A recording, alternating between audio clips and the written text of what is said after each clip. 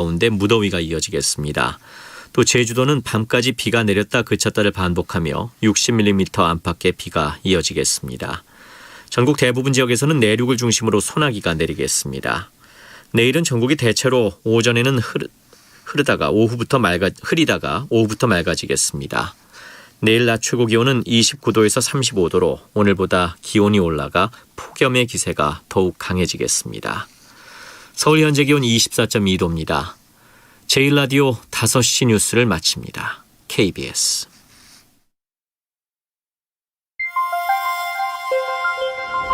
대한민국 중심 채널 KBS 1라디오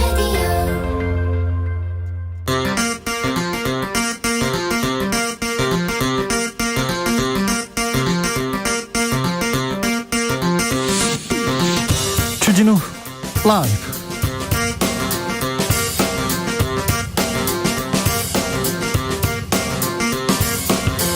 (2021년 7월 19일) 월요일입니다. 안녕하십니까, 주진우입니다. 아프리카에 파병 중인 청해부대 승조원의 82%가 코로나에 감염됐습니다. 밀접, 밀폐, 밀집 환경이 낳은 결과인데요. 현재 승조원들을 국내로 안전하게 복귀시킬 오아시스 작전이 시작됐습니다. 승조원들은 내일 국내로 들어와서 격리시설과 치료시설로 이송될 예정입니다. 파병 장병들에게 백신을 보내지 않았다는 지적에 대해서 국방부는 출항 일정상 백신 접종이 불가능했다고 했는데요. 관련 내용 주스에서 정리해 보겠습니다. 일본 언론이 한일 정상회담 개최 소식을 전했습니다. 청와대는 숙고하고 있는데요.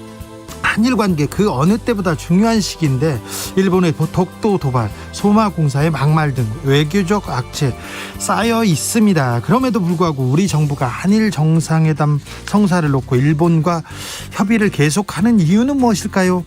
외교와 안보 그리고 통일에 대한 모든 이야기, 정세현 전 장관과 이야기 나눠보겠습니다.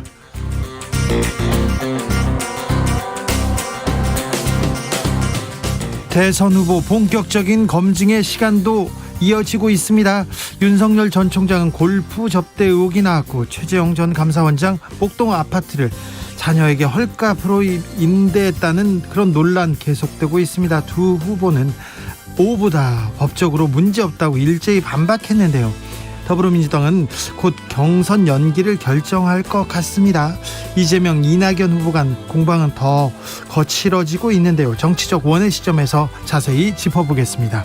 나비처럼 날아 벌처럼 쏜다. 여기는 주진우 라이브입니다.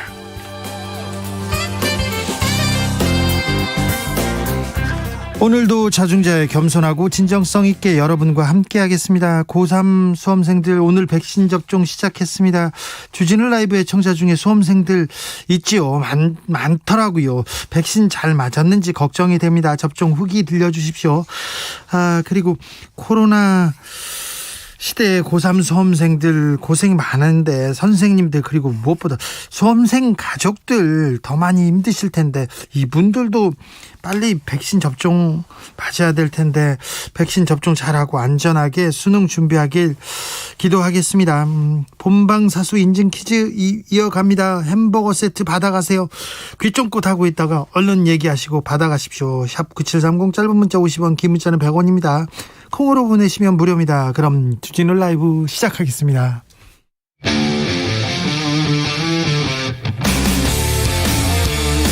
탐사보도 외길 인생 20년. 주 기자가 제일 싫어하는 것은?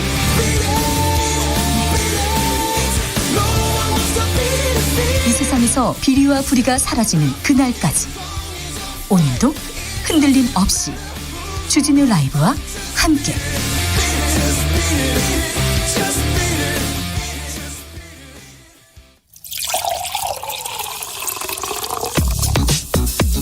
진짜 중요한 뉴스만 쭉 뽑아냈습니다. 줄 라이브가 뽑은 오늘의 뉴스 주스. 정상근 기자 어서 오세요. 안녕하십니까.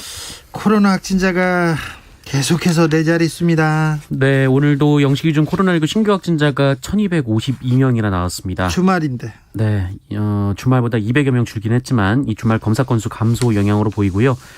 지난주 월요일이 1100명이었으니까 이 전주랑 비교하면 150명 넘게 늘었습니다. 월요일 발표된 확진자 중에 가장 많은 확진자 수이기도 하고요. 최근 일주일간 이 하루 평균 지역 발생 확진자는 1,386명이나 됩니다. 그리고 수도권은 811명으로 세 자릿수로 떨어지긴 했습니다만, 물론 검사 건수 감소 영향으로 보이고요. 그런데 비수도권에서 이 400명 가까이 나오면서 확진자 중 이 비수도권 비율이 32.9%나 나왔습니다. 수도권 줄어들고 있는데 비수도권에서 늘고 있습니다. 네, 자세한 확진 상황을 보면 이 광운대 아이스하키 팀에서 집단 감염이 발생했는데, 같이 경기를 한 연대 아이스하키 팀 선수들도 확진 판정을 받았고요. 또 소백산 국립공원 북부사무소에서도 집단 감염이 발생했습니다. 그리고 8천여 명이 참여한 이 민주노총 집회에 참석했던 사람들 중에 3명이 확진 판정을 받았는데요. 예. 이 집회 이후에 어느 정도 시간이 지나서 확진 판정을 받았고, 또 집회 참석자이기도 하지만 이 세 사람은 같은 직장 동료이기도 해서 집회에서 감염된 것인지 이 부분은 확인이 필요합니다만, 이 잠복기 내에 확진 판정을 받았기 때문에 민주노총 집회 참석자에 대한 전수검사 행정명령이 떨어지기도 했습니다. 아유, 이런 일이 벌어지네요. 청해부대 걱정입니다. 상황은 좀 어떤지요? 네, 이 파병 중인 청해부대 대원들의 집단 감염이 현실화가 됐습니다. 이 전체 승조원이 301명인데 이 중에 247명이 양성 판정을 받았다라는 소식이 전해졌습니다. 아이고. 입원 환자도 16명으로 늘었다라고 하고요. 그리고 어제 오후에 이 장병들을 데려 수송기가 떠났습니다. 네. 창군 이래 처음으로 감염병 때문에 해외 파병 부대를 국내로 이송하게 됩니다. 지금 현재 잘 도착했다고 합니다. 네, 현지에 잘 도착을 했고 곧바로 오늘 오후에 귀국길에 오를 예정입니다. 이에 따라 부대원들은 내일쯤 도착할 것으로 보이고요. 들어오면 이 재차 코로나 검사를 받고 격리가 될 예정입니다. 그리고 현지에 남은 문무대항함은 이 수송기를 타고 이 특수임무단이 갔습니다. 그래서 이 특수임무단이 국내로 운송할 예정이고요. 또 문무대항함이 수행하고 있는 현지 작전은 이 다음 순번인 이 이순신함이 예정보다 한 달 먼저 교체 투입되면서 수행하게 됩니다. 오늘부터 50대 초반 국민들에 대한 백신 접종 예약 시작됩니다. 네, 8시부터 시작되는데 이 방식이 조금 바뀌었습니다. 일단 오늘 저녁 8시부터는 53살 그리고 54살 국민들이 예약을 할 수가 있고요. 아니 그러면 53살하고 4살만 할 수 있어요? 네, 그리고 내일 저녁 8시부터는 50살에서 52살 국민들의 예약이 진행이 됩니다. 50살에서 52살은 내일 저녁 8시부터입니다. 네, 이 접종이 개시되면 한꺼번에 이 접촉자가 몰리기 때문에 이걸 분산했군요. 방지하기 위한 것으로 보이고요. 예. 21일부터는 나이와 관계없이 50대 초반이라면 모두 예약이 가능합니다. 예약은 온라인 사이트 그리고 질병관리청 지자체 콜센터에서 신청할 수가 있습니다. 그리고 오늘부터 고3 학생, 고교 직원들에 대한 화이자 백신 접종도 시작이 됐는데요. 시작됐어요. 네, 65만 명이 접종 대상입니다. 네. 1224님께서 주진우 기자님은 우리 큰딸내미가 오후 3시에 화이자 백신 접종하고 고3이라 쉬지도 못하고 또 공부하러 갔습니다. 응원해 주세요. 고3 수험생들 응원합니다. 마지막까지 힘을 내주시고요. 별다른 부작용 없어야 될 텐데 걱정입니다. 편안하게 접종 잘 마칠 수 있도록 기도하고 있겠습니다. 아이고 이렇게 코로나가 전 세계적으로 좀 유행인 것 같습니다. 그래서 네네. 전 세계적으로 늘고 있는데 도쿄올림픽 앞두고 일본 확진자 급증하고 있습니다. 네, 이 도쿄올림픽 개막이 나흘 앞으로 다가왔는데 지금 불안합니다. 예. 올림픽 관계자들 사이에 확진이 잇따르고 있는데요. 백신 접종을 완료하고 일본을 간 유승민 국제올림픽위원회 위원도 도쿄 도착 직후에 공항에서 확진 판정을 받고 곧바로 격리가 됐습니다. 예. 그리고 지난 13일 개장한 도쿄올림픽 선수촌에서도 선수 2명이 코로나19 확진 판정을 받았고요. 또 이와 별도로 그 일본과 첫 경기를 앞둔 이 남아프리카 공화국 축구대표팀 선수 3명도 코로나19 확진 판정을 받았다라고 합니다. 아니 일본과 경기를 앞뒀는데 그 선수들이 지금 코로나 확진으로 또 배제됐습니다. 네. 그리고 체코 현지에서 2차례나 음성 판정을 받았던 이 체코 대표팀 관계자도 양성 판정을 받는 등 선수와 대회 관계자 등 이 도쿄올림픽 관련 확진자가 50명을 넘겼다라고 합니다. 선수촌뿐만이 아니고요. 예. 지금 올림픽 개막을 눈앞에 두고 이 도쿄의 확진자가 어제 1,000명이 넘게 나왔습니다. 1,400명대고요. 일본에서는 지금 3,000명대 후반 확진자가 계속됩니다. 그런데 선수촌 감염 확산되고 우간다 역도 선수는 잠적하고요. 참 그렇습니다. 이거 전 세계적 현상인데 5만 명대 영국 방역 규제를 해제하겠다고 이렇게 계속 자신하고 있습니다. 그런데 총리하고 재무장관은 자가격리 들어갔고요. 보건장관은 코로나 확진으로 지금 치료받고 있습니다. 그러니까 이 유행의 불을 우리 입은 먼저 꺼야 될 것 같습니다. 일본은 올림픽 한다고 계속 이렇게 얘기하는데 또 한일 정상회담 열린다. 일본 언론이 또 치고 나왔습니다. 네, 일본의 요미우리 신문이 문재인 대통령과 스가 요시히데 일본 총리가 도쿄올림픽 개막일인 이번 주 금요일에 대면 정상회담을 한다 이렇게 보도를 했습니다. 일본에서 연일 이 일본 정치인발 보도로 마치 우리나라 정부가 정상회담에 매달리는 것처럼 보도를 해왔기 때문에 신뢰할 수 있을지는 의문인데요. 청와대는 신중한 입장입니다. 네, 아직 확정되지 않았다라는 입장입니다.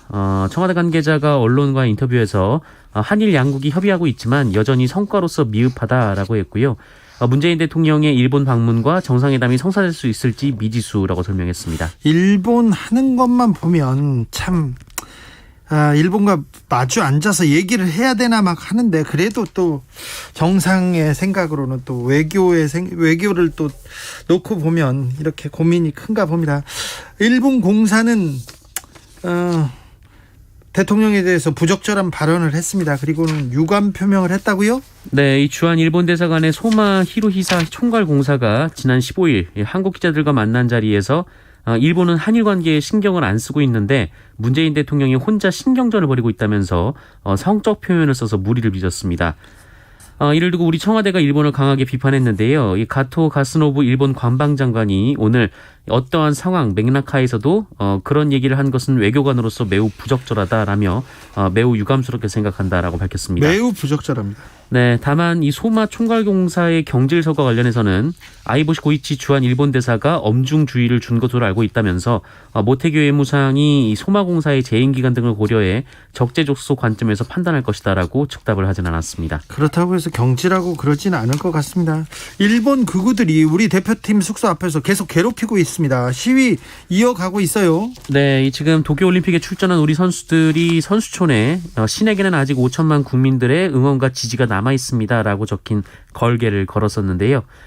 이를 두고 일본 측이 정치적인 메시지라고 주장했고 또 이 독도 문제나 전범기 문제에 대해서 입장을 밝히지 않았던 IOC가 그 일본의 손을 들어주면서 이게 또 논란이 되고 있습니다. 네. 게다가 일본의 극우단체가 이 전범기를 두고 계속 우리 대표팀 숙소 앞에서 시위를 벌이고 있고 또 한국 취재진을 물리적으로 위협하는 일까지 있었지만 일본 정부는 방관하고 있는 상황이라고 합니다. 일본 정부 뭐 하고 있습니까? IOC는 또 뭐 하고 있습니까? 아주 부당하고 이건 뭐 잘못된 게 명확한데 아직까지 IOC는 일본 편만 들고요. 일본은 또 수수 방관하고 있습니다. 참 못된 지금 일본의 행태를 보이고 있습니다. 참 못났네요. 9878님께서 주 기자님 그런데 53살하고 54살이 몇 년생인가요? 물어봅니다. 이건 만으로 합니다. 오늘부터 시작되는 코로나 접종 예약 대상은 50대 초반 1967년생과 68년생이고요. 69년생과 71년 출생자 그러니까 50세에서 52세까지는 내일 저녁 8시부터 예약할 수 있습니다. 모레부터 24일까지는 50대라면 누구나 예약할 수 있다는 것도 알려드립니다. 1659님 주진우 기자님 71년 11월생인데 언제 예약할 수 있나요? 71년생이면 내일 저녁 8시죠? 네. 내일 저녁 8시부터 예약이 가능합니다. 네. 6990님께서 주진우 진행자님 조카 수험생에게 격려와 성원 감사드립니다. 오늘 본인 스스로가 서둘러 접종을 받더니만 얼굴 표정이 밝더라고요. 얼마나 시험 그리고 코로나에 스트레스를 받고 있었는지 그 고통을 익히 짐작하고 안쓰러웠어요. 민씨가 넌 할 수 있어 이렇게 얘기합니다. 그럼요. 참 공부도 힘든데 거기에 코로나까지 아주 괴롭게 합니다. 아무튼 수험생 여러분 힘내십시오. 응원하겠습니다.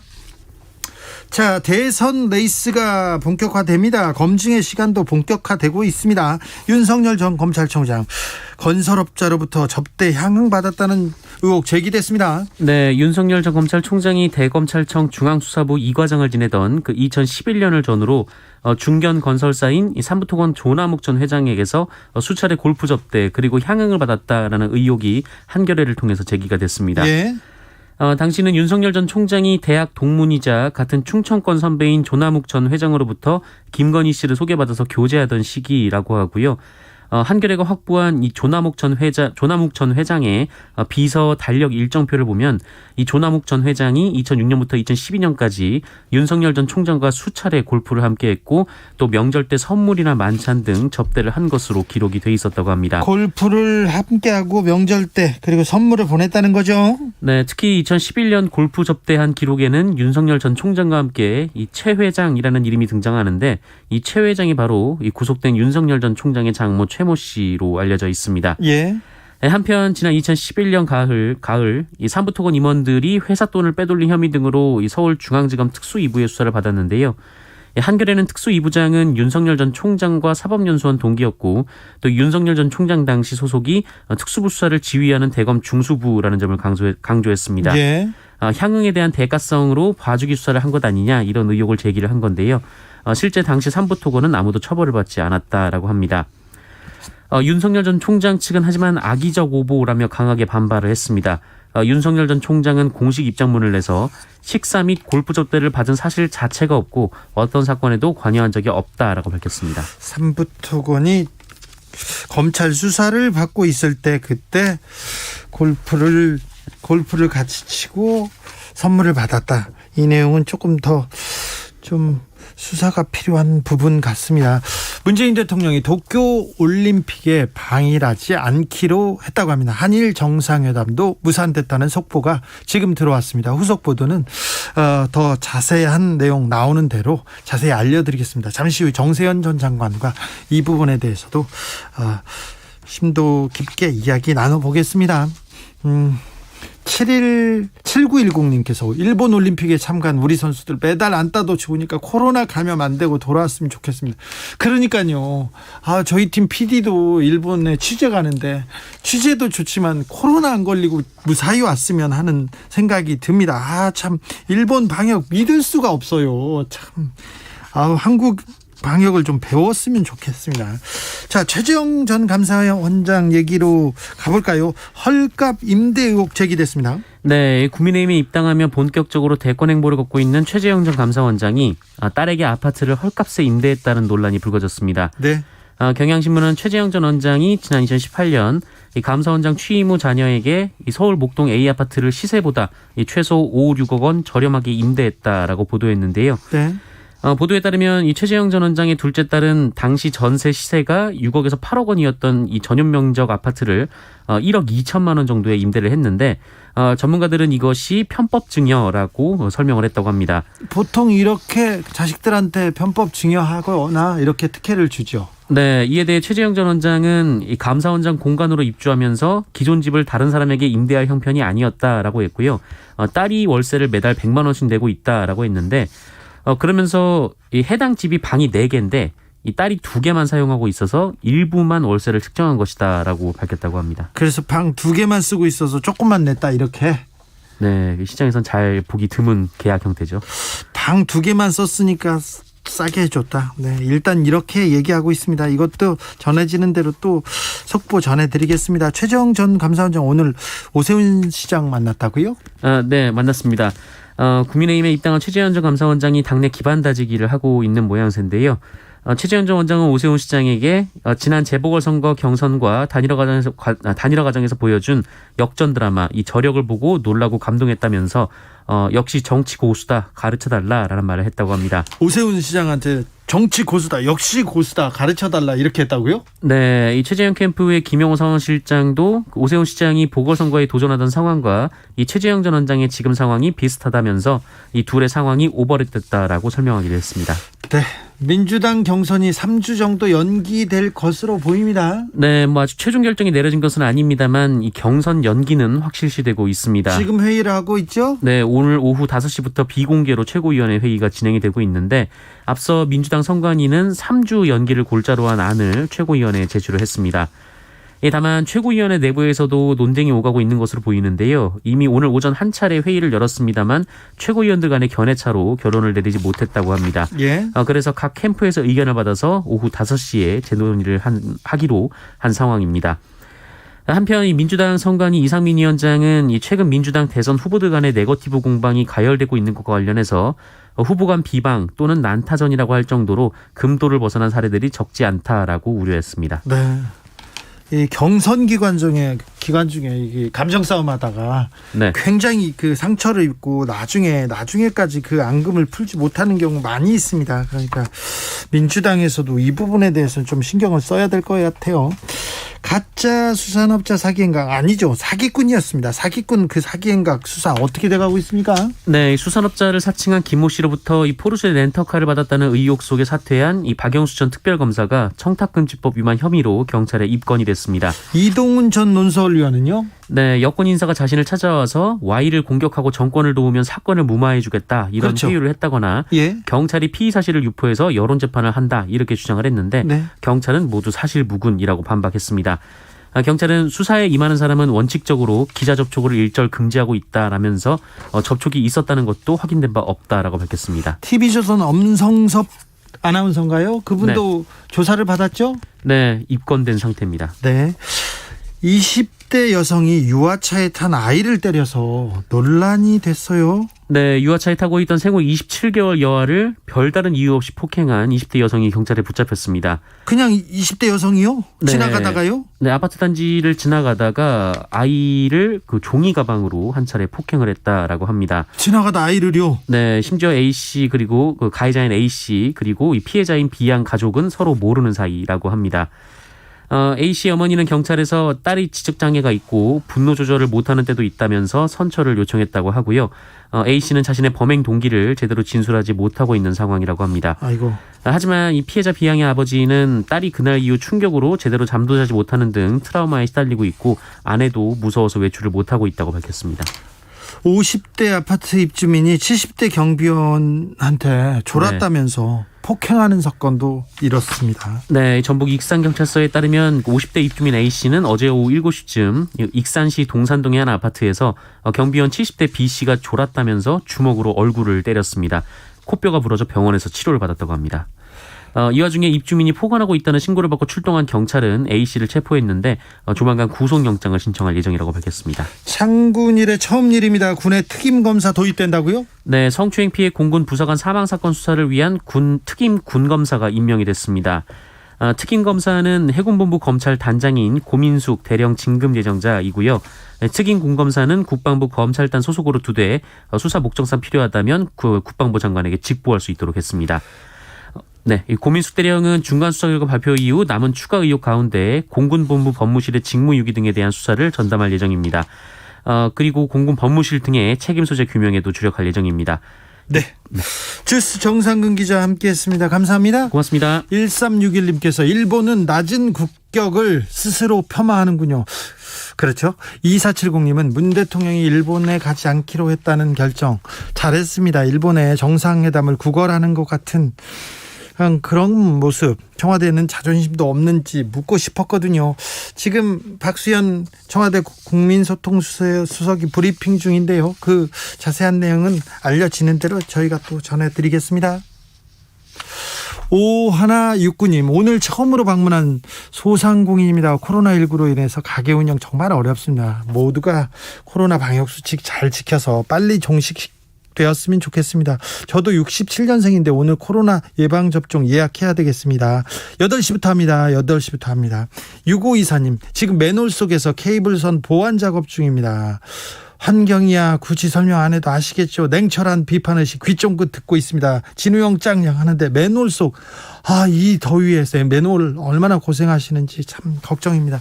8469님께서 코로나 예약 신청 하니까 67년생 대상자 아니라고 팝업창에 뜹니다. 오후 8시부터 시작합니다. 그러면 8시에 가능하니까 8시부터 가능하니까 그때 하시면 됩니다. 교통정보센터 다녀오겠습니다. 김민희 씨. 퇴근 시간을 앞두면서 수도권을 중심으로 비가 내리고 있습니다. 안전운전에 더욱 신경 쓰셔야겠는데요. 통제됐던 서울 시내 홍제천로 연남교에서 사천교 하부도로는 통행을 재개했습니다. 분당 수서로 청담대교 쪽으로 수서 차량기지 부근 1차로에서는 사고가 나면서 복정나들목부터 정체 심하고요. 이후로도 탄천 1교까지 더딘 흐름 이어지고 있습니다.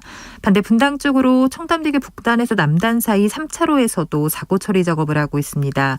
신월 여의 지하차도 인천 쪽으로 신월 기점 부근에서도 사고가 나면서 1차로가 막혀 있는데요. 부근으로 많이 혼잡합니다. 그 밖에 수도권 제일순환고속도로 판교에서 구리 방면으로 광암터널 부근 4차로에서도 사고가 나면서 부근으로 정체 심해졌습니다. KBS 교통정보센터였습니다.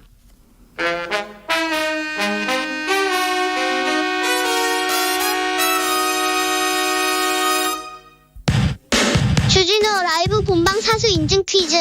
오늘은 시사 천재 주진우 라이브 애청자들을 위한 시사 상식 퀴즈입니다. 객관식입니다. 문제를 잘 듣고 보기 번호와 정답을 정확히 적어 보내주세요. 오늘의 문제. 최재형 전 감사원장이 서울 7명당에 선거 캠프를 차렸다는 보도가 나왔습니다. 국회의 사당이 있어서 정치계를 이곳으로 부르기도 하고 KBS도 이곳에 있습니다. 주진우 기자가 느낌 가는 대로 고른 뉴스 코너 이름도 이곳 주필이에요. 자, 이곳은 어디일까요? 보기 1번 제주도, 2번 태권도, 3번 여의도. 다시 한번 들려드릴게요. 1번 제주도, 2번 태권도, 3번 여의도. 샵9730 짧은 문자 50원, 긴 문자는 100원입니다. 지금부터 정답자 선착순 20명께 햄버거 세트 모바일 쿠폰 드리겠습니다. 주진우 라이브 본방 사수 인증 퀴즈. 내일 또 만나요.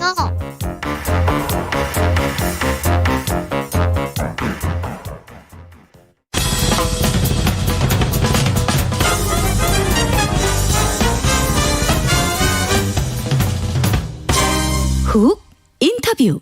모두를 위한 모두를 향한 모두의 궁금증 훅 인터뷰. 도쿄올림픽 앞두고 문재인 대통령과 스가 총리와의 정상회담 결국 무산됐습니다. 북한은 배고프다 아프다는 그 속사정을 이례적으로 공개했고요. 그리고 정치권에서는 또 통일부를 없애자는 말도 나왔습니다. 외교 안보 통일에 대해서 궁금한 점들 물어보겠습니다. 전 통일부 장관 정세현 민주평화통일 자문회의 수석부의장 모셨습니다. 안녕하세요. 예, 오랜만입니다. 네, 건강 괜찮으시고요? 예. 네, 더 멋있어지셨어요. 아니, 염색을 좀 했더니 그래요. 아, 그래요? 네. 얼마 주고 하셨어요? 예? 얼마 주고? 아, 그 비싸요. 네, 그렇습니까? 자, 북한에서요, 최근에 유엔에 우리 식량 부족하다, 의약품 부족하다, 이런 보고서를 제출했습니다. 북한이 이런 얘기 안 하는데 이례적으로 식량난을 공개한 이유는 뭡니까? 그게 그 사람들 그 웬만하면은 그 고통을 호소하지 않는 네. 묘한 이 습성을 가지고 있어요. 허세가 있죠. 일종의 허세지. 예. 자존심이고. 근데 그렇게 솔직히 식량이 부족하다, 식수도 지금 비위생적이다, 의약품이 부족하다 하는 얘기를 하는 거 보면 상황이 굉장히 심각하다는 방증입니다. 네. 북한이 그렇게까지 얘기를 하면은 당연히 인도주의 차원에서 대북 지원 문제가 예. 국제적으로 논의가 돼야 돼요. 예. 95년에 북한이 그때 김일성이 94년에 사망하고 95년에 여러 가지로 정신적인 공황 상태에 있을 때 국제사회를 향해서 식량 지원을 호소한 적이 있었어요. 예. 그때 일본이 먼저 50만 톤을 주겠다고 치고 나간 적이 있습니다. 예. 5월달 얘기입니다. 95년. 네.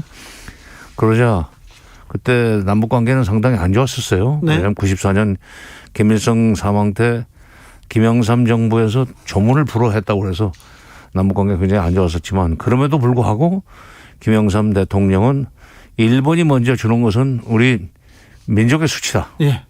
저렇게 북한이 식량 지원을 호소하는데 우리가 가만히 있을 수 없다. 네. 그렇게 해서 우리가 먼저 15만 톤 식량 지원을 한 적이 있었습니다. 네. 근데 이제 그런 인도주의적인 지원 문제였기 때문에 대가를 바라고 한 건 아니에요. 예. 근데 북한이 이번에 이렇게 치고 나왔습니다. 우리도 인도적으로 쌀이라도 좀 줘야 되는 거 아닙니까? 쌀을 줘야죠.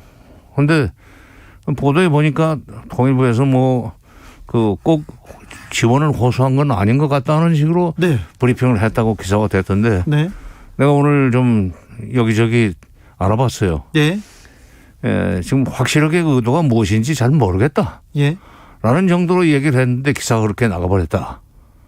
그겁니다. 네. 지금이라도 적절치 않네요, 좀. 네? 통일부의 반응 적절치 않아 보이네요. 그렇지 않았죠. 예. 그러니까 아니 저렇게 노골적으로 그 얘기를 하는데 그게 의도가 지원 호소에 있지 않다고 본다는 건 그건 한국말을 잘 모르는 거지. 근데 이런 걸 기회로 삼아서 네. 남북 대화의 물꼬를 틀 필요가 있어요. 네. 이게 지금 이건 소문에 불과한 거지만 네. 가능성이 있다고 저는 생각합니다. 중국이 예. 아마 70만 톤 정도를 북한에 줄 가능성이 있다고는 얘기들이 있어요. 네. 그런데 그러기 전에 지난 3월 23일 노동신문에는 시진핑 주석이 김정은 총비서한테 보낸 그 친서에서 나는 우리 인민들과 조선의 인민들이 필요로 하는 것을 지원할 용의가 있다는 얘기를 했거든. 예. 그러니까 이렇게 유엔을 상대로 해서 유엔에서 보고를 해놓으면 북한으로서 중국으로서는 먼저 자기들이 손쓸 수 있는 여지가 생겼기 때문에 네.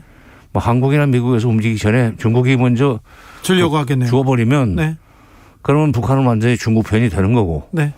이렇게 되면 미국이 지금 중국을 압박해 들어가기 위해서 뭐 한국을 아니 일본을 그 선봉장으로 내세우고 한국, 호주, 뉴질랜드 베트남, 인도 이렇게 스크럼을 짜자고 하는 마당에 인도 태평양 전략 예. 또는 다른 말로 쿼드 이런 상황에서 북한이 중국에 완전히 밀착해버리도록 만들게 되면 미국의 인도 태평양 전략은 상당히 그 공허한 결과를 가져올 수밖에 없습니다.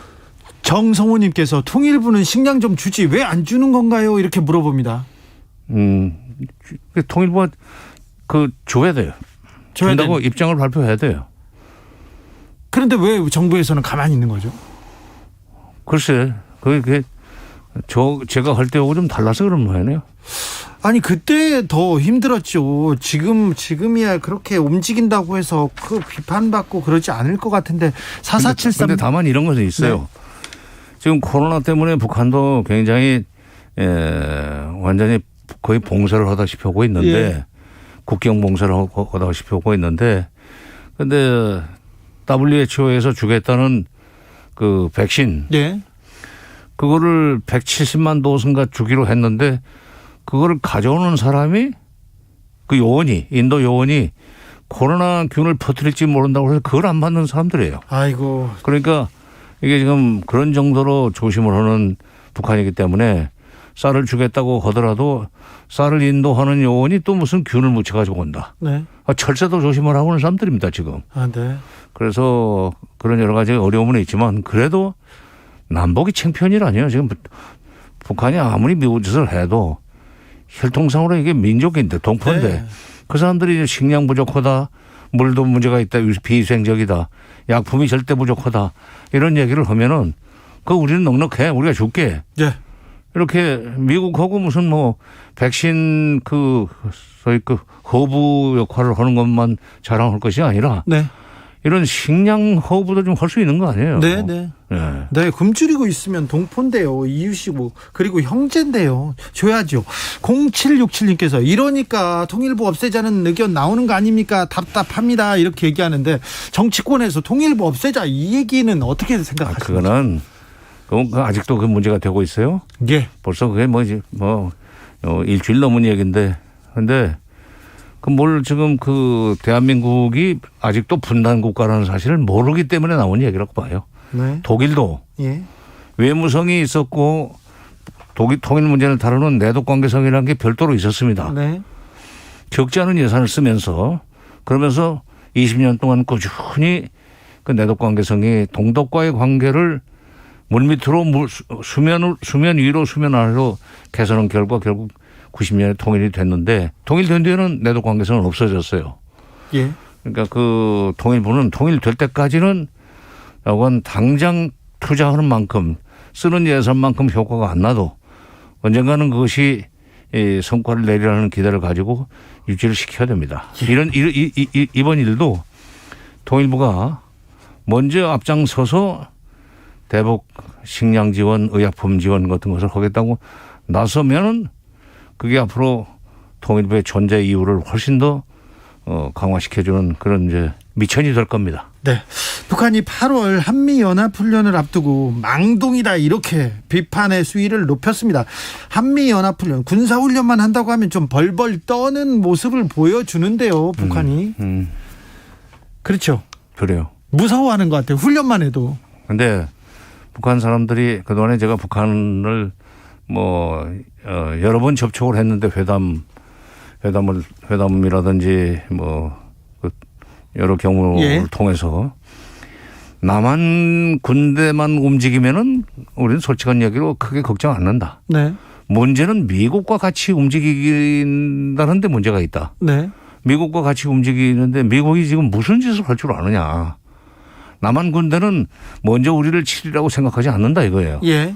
미군이 무슨 짓을 할지 모르는데 꼭 한국은 미군과 함께 무슨 연합훈련이라는 명목으로 자기네들을 위협하는데 제발 그런 짓 좀 하지 말아달라는 얘기를 한 것은 지금 상당히 오래된 얘기입니다. 수십 년 됐는데 이번에도 그 가을 훈련을 결국 이제 강행 할모해야 되는데 아직까지 지금 오늘이 7월 19일인데 이게 8월 15일 지나면 해야 돼요. 네, 예. 한 달도 안 남았습니다. 그러니까 이걸 한다고 봐야 돼요. 예.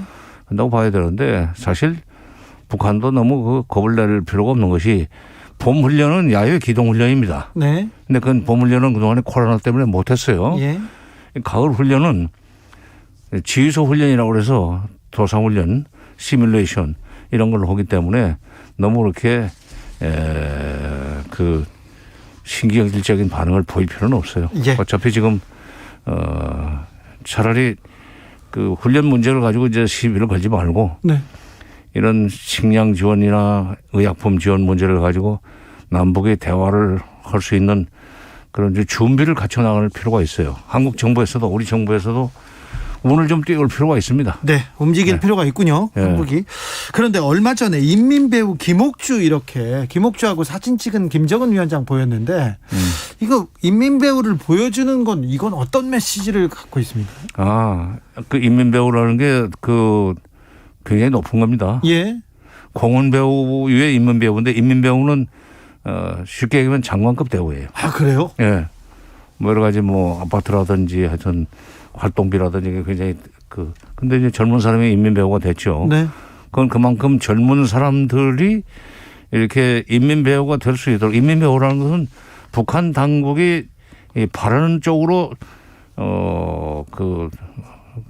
젊은 사람들을 이렇게 선도해 나가는 네. 예술인이죠. 예. 그거를 격려하는 의미에서 그렇게 해준 거죠. 보면 뒤로 손을 넣어서 껴안기까지 하는 것 같더구만. 네네. 대단한 소위 배려의 표상이죠. 네. 젊은 사람들한테, 북한 젊은 사람들한테. 그러니까 요즘 보면은 북한이 2030에 대해서 굉장히 신경을 많이 써요. 아하. 네.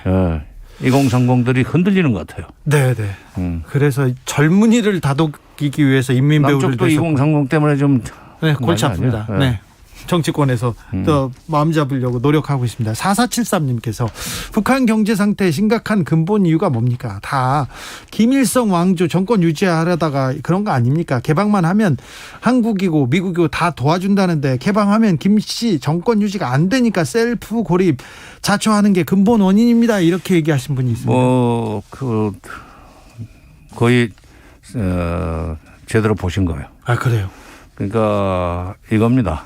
지금 중국이 78년 연말에 개방 개혁을 결심을 해가지고 지금 오늘날 저렇게 세계 G2 국가가 됐는데 네.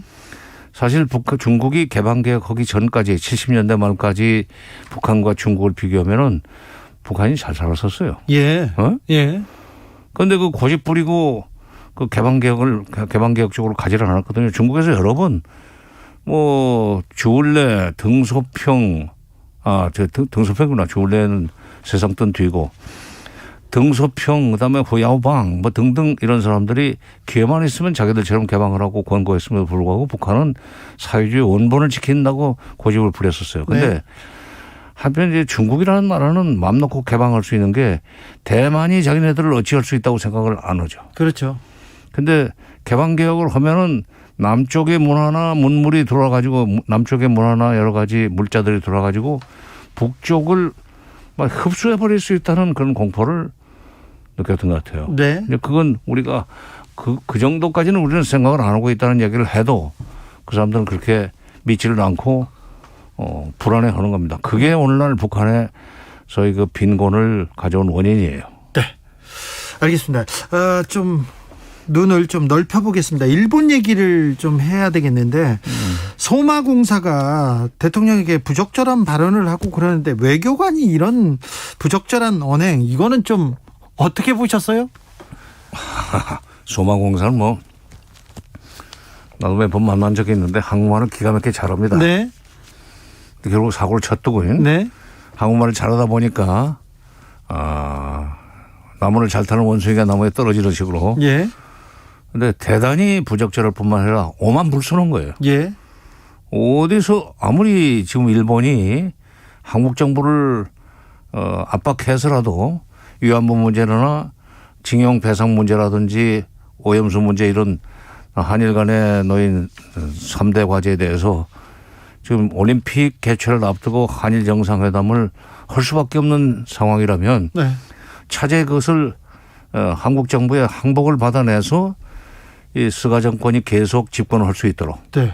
올림픽은 그런 대로 치르고 한국을 굴복시켰다는 걸로 해서 정권 유지를 하려고 그러는 건 뭐 그들의 계산이겠지만 그래도 그렇지 여기 주재국의 대통령에 대해서 그런 성적인 모욕을 하는 것은 일본이 지금 우길기를 내세우면서 예. 다시 무슨 아시아에서 맹주가 되려고 그런 거 아닌가. 그렇죠. 그러니까 조선조 말에 일본의 그 공사들이 조선의 그 대신들 앞에서 하던 그런 행동을 지금 이 소마공사라는 사람이 한 거예요. 그렇죠. 오만불손해요. 네. 그거 아주 당장 내쫓아야 돼요. 네네. 부적절한 표현은 영어로 하셨더라고요. 근데 영어도 잘합니까, 소마 이분이? 그걸 이제 한국말로 하면은 좀 그러니까 영어로 했겠지. 그리고 영어 뭐 그거 금방 번역되는 거 아니에요? 알겠습니다. 뭐 대단한 영어 아니에요. 그거. 자, 일본의 도쿄올림픽 개막을 앞두고 문재인 대통령과 스가 요시히데 일본 총리의 정상회담 결국은 무산됐습니다. 잘 된 거예요. 잘 된 겁니까? 저렇게까지 나오는데 그걸 가면 모릅니까? 난 사실 이런 일만 없었으면은 네. 2018년 2월 9일 날 평창 올림픽 때 아베가 사실은 그 개막식 때 왔었어요. 네. 근데 원포인트로 그것만 딱 하고 갔거든. 예. 이 최인접국에서 그런 국제 행사가 열리는데 그래도 가주긴 해야지. 예. 그러니까 품앗이로 뭐 그 정도까지는 다녀올 수 있지 않겠는가 하는 생각을 했었는데 네. 소마공사 그러다가 이제 요미우 신문을 통해서 토끼머리 하는 식으로 계속해서 일본 언론이 지금 장난질을 토끼머리 했어요. 하는 식으로 일본이 지금 문제를 냈는데 네. 이번에 문 대통령이 올 때는 답안지를 들고 와야 된다. 그러니까 네. 위안부 문제에 대해서 일본이 시키는 대로 하겠느냐. 예. 그다음에 징용 배상 문제도 일본의 뜻대로 할 것이냐. 오염수 가지고 문제 삼지 않겠다. 뭐 이런 식으로 토끼머리를 하는 상황에서 소마공사의 그런 참 흉측한 발언이 나왔는데 이렇게 되면 원포인트 방문도 할 수 없게 됐죠. 아주 결정을 이번엔 작은 것 같지만 굉장히 큰 결단인 것이 이번에 이런 일을 겪고도 문 대통령이 또 이웃에서 하는 행사에 가져야 된다는 식으로 가면은 저 일본 사람들이 더 기고만장해가지고 네. 오만방자합니다. 아주 한일 관계를 앞으로 정말 상하의 관계를 끌고 가려고 겁니다. 이때 잘 잘랐어요. 잘 잘랐습니까? 예. 적절하게 잘 갔습니다. 그래도 일본이 저렇게 좀 저열하게 나오더라도 우리는 외교적으로 우리는 계속해서 격을 유지하겠다고 이런 생각을 했나 봐요. 청와대에서 지금까지. 문 대통령 스타일이죠. 네. 그러나 일본이 호의로 받아들이지 않습니다. 물론 그 사람들은 그럴 리가 없어요. 그 사람들은 지금 그리고 한국이 지금 선진국으로 지금 올라서고 네. 여러 면에서 일본보다 따라잡고 그거보다 있습니다. 내지 일본을 따라잡을 가능성이 있다는 거에 대해서도 그런 이제 세간의 평가에 대해서 굉장히 배 아파하는 것 같아요. 네. 그래서도 지금 이 한국을 굴복시키려고 하는 것 같은데 위안부 문제나 징용배상 문제를 없었던 일로 예. 65년 한일협정 원칙에 입각해서 그대로 돌아가자 내지는 2015년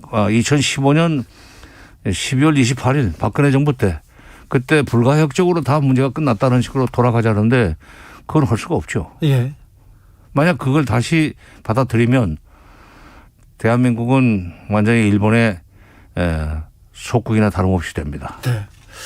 박근혜 정부 때 그 불가역적 협상 이거 정말 아쉽습니다. 두고두고 한이 됩니다. 그거 오바마 정부가 그런 식으로 밀어붙였잖아요. 네. 응?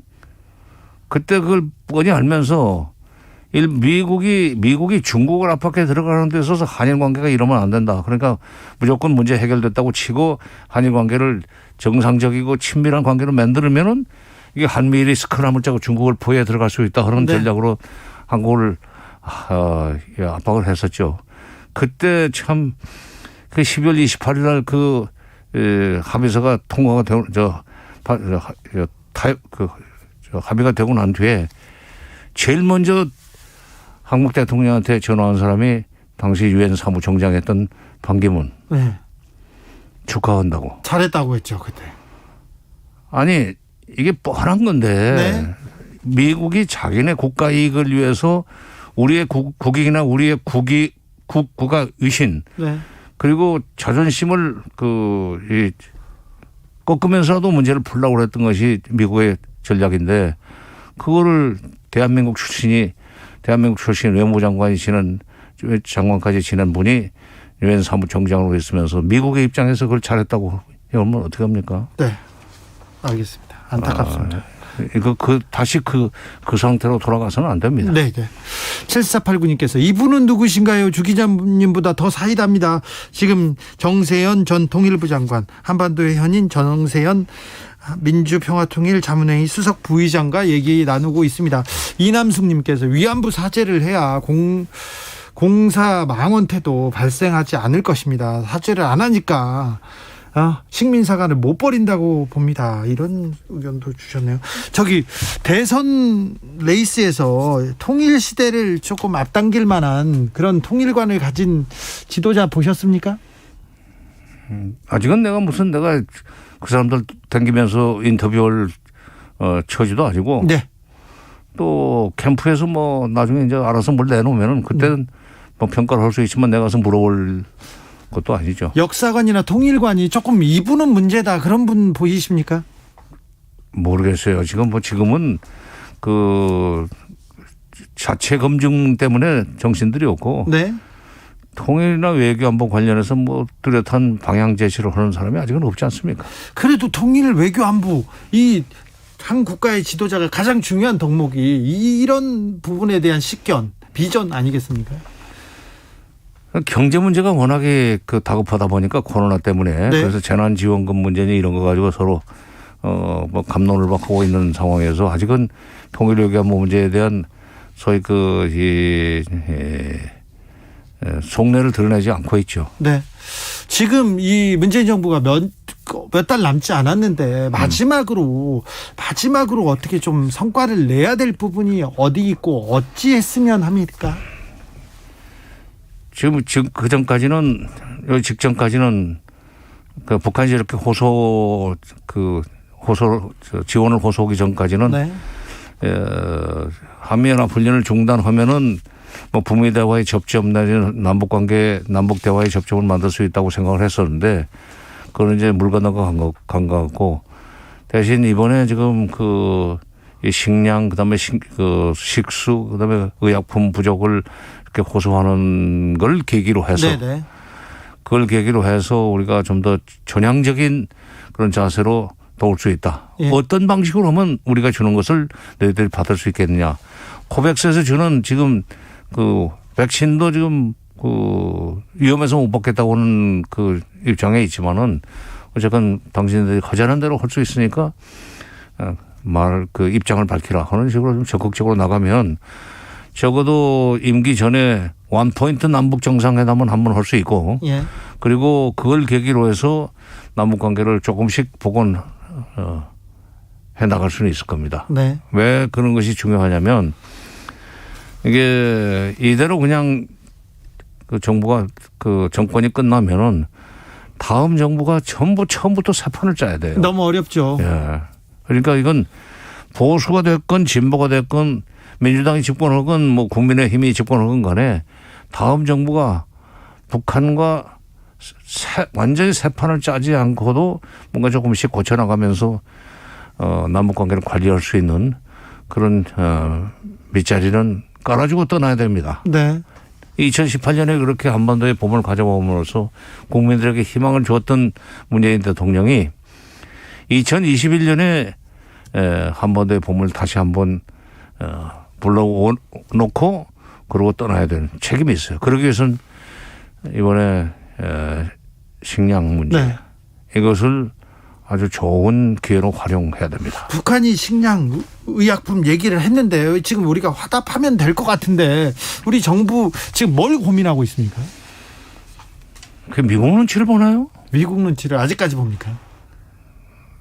이번에 통일부 장관은 가서 미국 눈치 보지 않고 몇 발자국 앞으로 가겠다고 했지 않습니까? 그렇죠. 네. 그러니까 지난달에도 그러니까 한 달도 안 된 그 상황에서도 지원을 요청하면은 지원할 용의가 있다고 발언을 했다던데 이번에 한번 치고 나갈 필요가 있어요. 네. 이제 지금 취임해가지고 아무것도 못하고 갈 수는 없잖아요. 네, 그러니까요.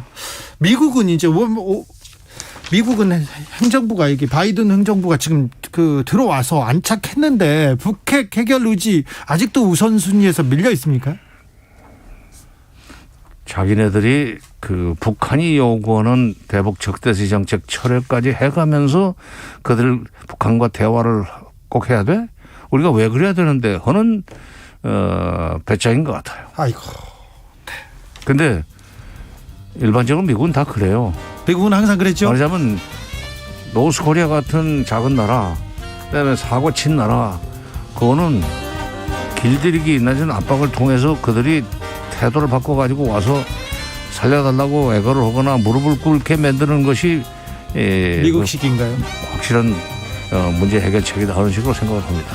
여기까지 듣겠습니다. 지금까지 정세현 전 통일부 장관이었습니다. 오늘 말씀 감사합니다. 예, 감사합니다.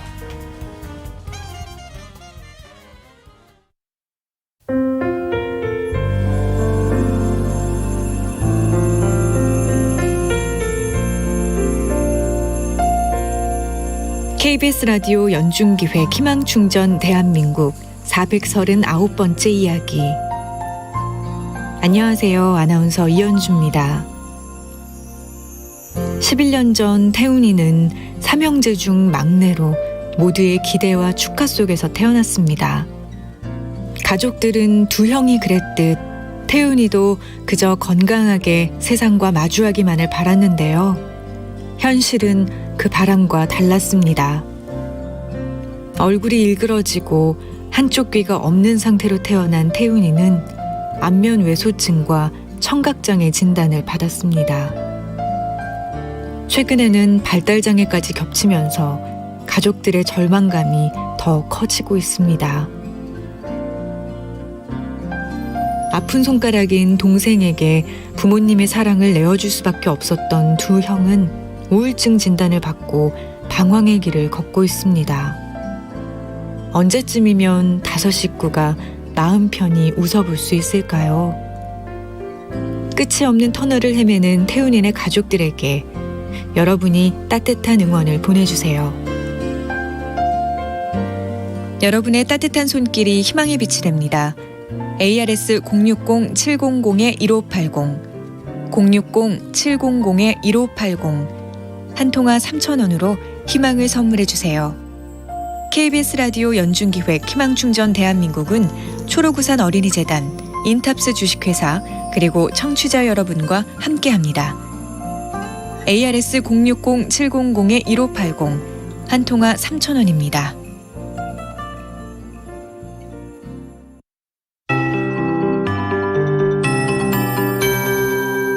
KBS 58분 날씨. 호우특보가 내려질 만큼 강한 소나기가 내리는 곳이 많습니다. 서울을 비롯한 수도권 지역과 전라북도 부안 지역은 지금 호우주의보가 내려져 있는 상황이고 전라북도 북부 지역과 충청도 남부 지역을 중심으로 천둥 번개를 동반한 소나기가 내리고 있습니다. 수도권 지역도 마찬가지입니다. 이렇게 오늘 밤까지 중부지방과 전라북도, 경상북도 내륙 지역은 소나기가 내리겠고요. 전남권, 경남 서부, 제주도 지방은 내일 새벽까지도 소나기 가능합니다. 가능성이 있습니다. 오늘 내리는 소나기는 천둥 번개를 동반하고 순간 강한 돌풍을 동반할 것으로 보입니다. 시간당 강우량도 50mm가 넘는 강한 소나기가 내리는 곳이 있다는 점 염두에 두시기 바랍니다. 내일도 낮부터 저녁 사이에 수도권과 강원 영서 지역, 충남권, 충청 북부 지역을 중심으로 소나기 가능성이 있습니다. 내일은 폭염이 좀 더 심해지겠습니다. 전국 대부분 지역 폭염특보가 내려져 있는 가운데 내일 아침 최저 기온은 서울과 대전, 강릉, 부산 25도를 비롯해 전국은 22도에서 26도 사이가 되겠고 오늘 밤도 곳곳에 열대야 현상이 나타나겠습니다. 내일 낮 기온은 오늘보다 2, 3도가량 더 상승하겠습니다. 서울과 세종, 대전, 광주, 대구는 34도, 청주와 순천은 이보다 좀 더 높은 35도 내다보고 있습니다. 지금 서울 기온은 24.7도입니다. 윤지수입니다.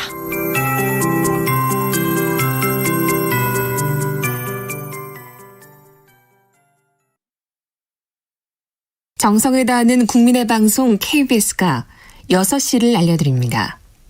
AM 711kHz, FM 97.3MHz, KBS 1라디오입니다. HLKA.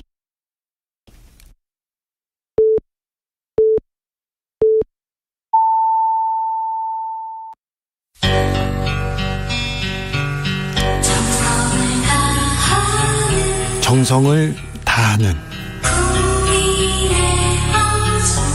국민의 방송 KBS 주진우 라이브. 그냥 그렇다고요. 주진우 라이브 함께하고 계십니다. 라디오 정보센터 다녀오겠습니다. 정한나 씨. 약 2시간 뒤인 저녁 8시부터 50대 초반 연령에 대한 백신 접종 사전 예약이 시작됩니다. 오늘은 먼저 53살과 54살 예약부터 받고 내일은 50살부터 52살 등 토요일까지 순차적으로 예약을 받습니다. 고3 학생 등에 대한 국내 첫 화이자 접종도 시작됐습니다. 코로나19 예방접종 등 추진단은 오늘 저녁 8시부터 진행 예정인 만 53살, 54살 연령층의 사전 예약을 위해 오늘 오후 6시부터 8시까지 사전 예약 사이트를 통한 예약을 일시 중단하고 사이트를 점검한다고 밝혔습니다. 내일부터 최고 35도가 넘는 폭염이 이어집니다. 기상청은 확장하는 북태평양 고기압의 영향으로 오늘 폭염주의보가 전국 대부분 지역으로 확대됐고 특히 서울을 비롯한 중부지방과 일부 남부지방은 폭염주의보가 폭염경보로 바뀌었다고 밝혔습니다. 문재인 대통령이 도쿄올림픽 기간 일본을 방문하지 않기로 결정했다고 박수현 청와대 국민소통수석이 오늘 밝혔습니다.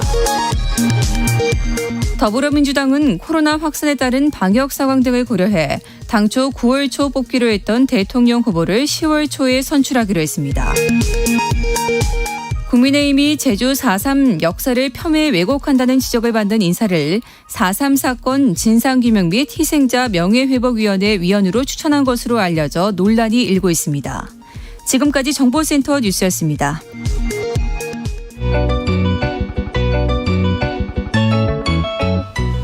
한층 날카롭다, 한결 정확하다, 한편 세심하다. 밖에서 보는 내밀한 분석, 정치적 원의 시점. 오늘의 정치권 상황 원회에서 더 정확하게 분석해드립니다. 최민희 전 더불어민주당 의원 어서 오세요. 안녕하세요. 불굴의 희망 최민희입니다. 김용남 전 자유한국당 의원 어서 오세요. 네, 안녕하세요. 김용남입니다. 네, 무슨 희망 하나 다시지 뭐.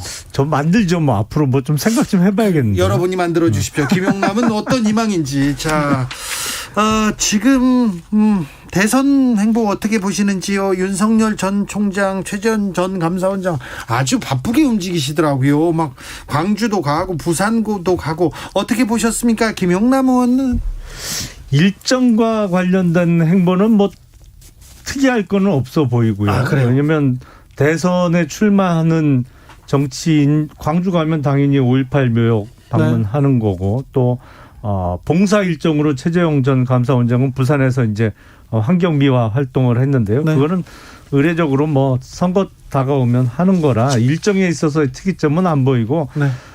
두 후보의 가장 큰 차이점은 윤석열 후보는 지금 무소속 후보로 뛰고 있는 거고 예. 최재형 전 감사원장은 지난주에 전격적으로 입당을 했어요. 네. 그래서 국민의힘 당원 신분에서 이제 대선 주자로서의 행보를 펼쳐가고 있는데 최재형 전 감사원장은 이준석 그 국민의힘 대표 입장에서는 거의 구세주 수준입니다. 아, 그래요? 왜냐하면 최근에 그렇죠. 뭐 여가부 폐지, 통일부 폐지, 또 송영길 민주당 대표와의 전 국민 재난지원금 합의 발표 이후에 또 번복해갖고 발등을 계속 찍었죠.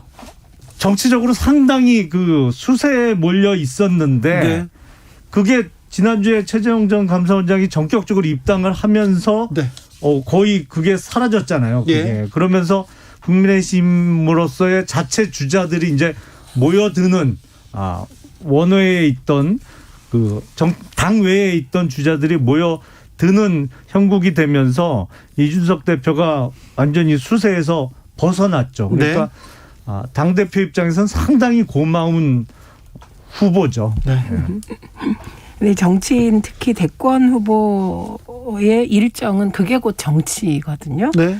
그러니까 윤 후보가 광주에 가고 뭐 이런 거는 그 보여주는 거잖아요. 내가 뭐에 관심이 있다. 근데 윤석열 후보 쪽은 일정 관리를 좀 세심하게 할 필요가 있어요. 오늘 그 도쿄 올림픽에 가는 선수들을 배웅하러 나갔다라는 보도가 났어요. 네.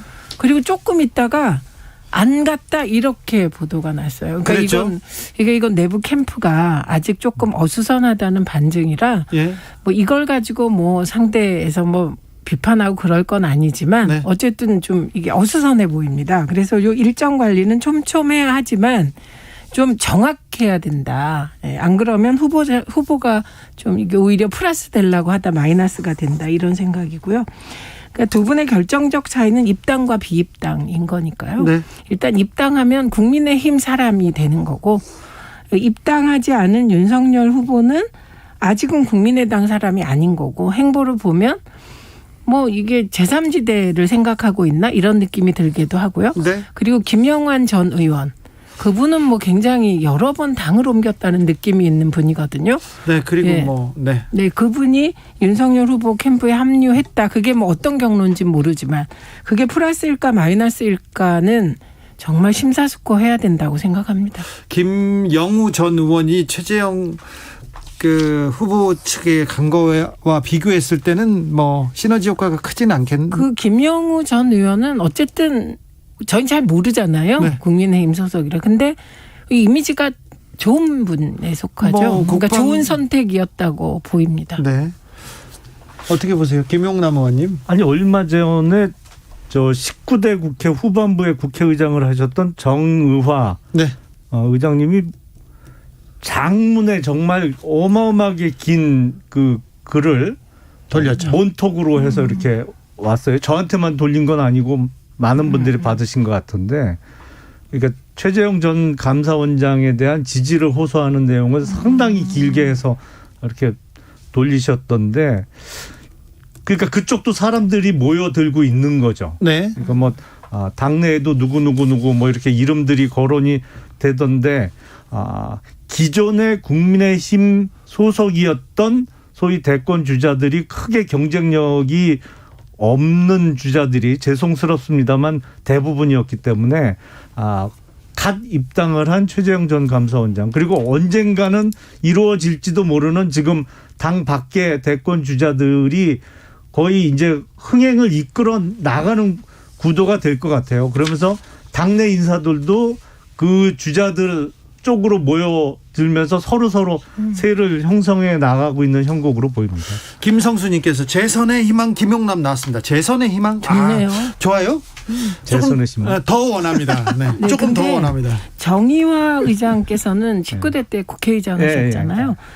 저희가 보기엔 보수적 합리주의자의 대명사였죠. 네. 그래서 이분이 최초로 사실 필리버스터를 허용해 준 의장이세요. 예. 그래서 그때 민주당 의원들이 그 필리버스터 하는 걸 허용했다는 건 이건 사실 보통 일이 아니고 그 후로 필리버스터가 자리 잡게 됐고요. 그러니까 지금 김영우 전 의원이나 정의화 전 국회의장 같은 분들이 최재형 전 원장을 지지하는 것은 최재형 원장한테 플러스죠. 그러나 여전히 저는 감사원장 그만두시고 임기 중에 네. 대권 나가는 건 성급하셨다. 그리고 이건 공직자 윤리가 아니다. 이렇게 말씀드립니다. 여전히 최재형의 상승세가 보이긴 하지만 여전히 윤 전 총장한테는 지금 상대가 되지 않습니다. 윤 전 총장이 지지율을 지키고 있는데 이것도 미묘하게 조금 흔들리는 것 같습니다. 중앙일보에서 굉장히 세게 비판적 사설을 실었어요. 윤 전 총장 미천다 빨리 드러난 느낌이다 이렇게 얘기하기 시작했는데 김영남 의원님 어찌 보셨어요?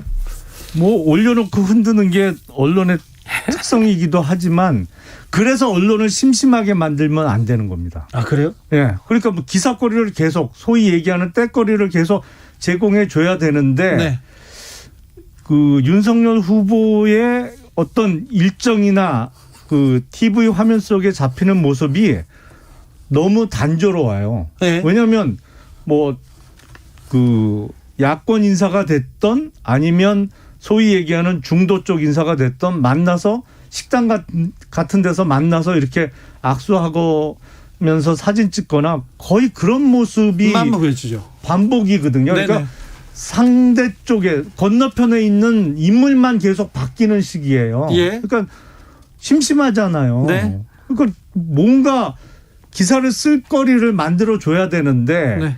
그런 면에서 좀 부족하다 보니까 이제는 다른 쪽에 단점이나 이런 걸 찾는 기사들이 자꾸 나오고 사설도 그걸 네. 반영하는 것 같습니다. 먹거리가 부족하다. 예.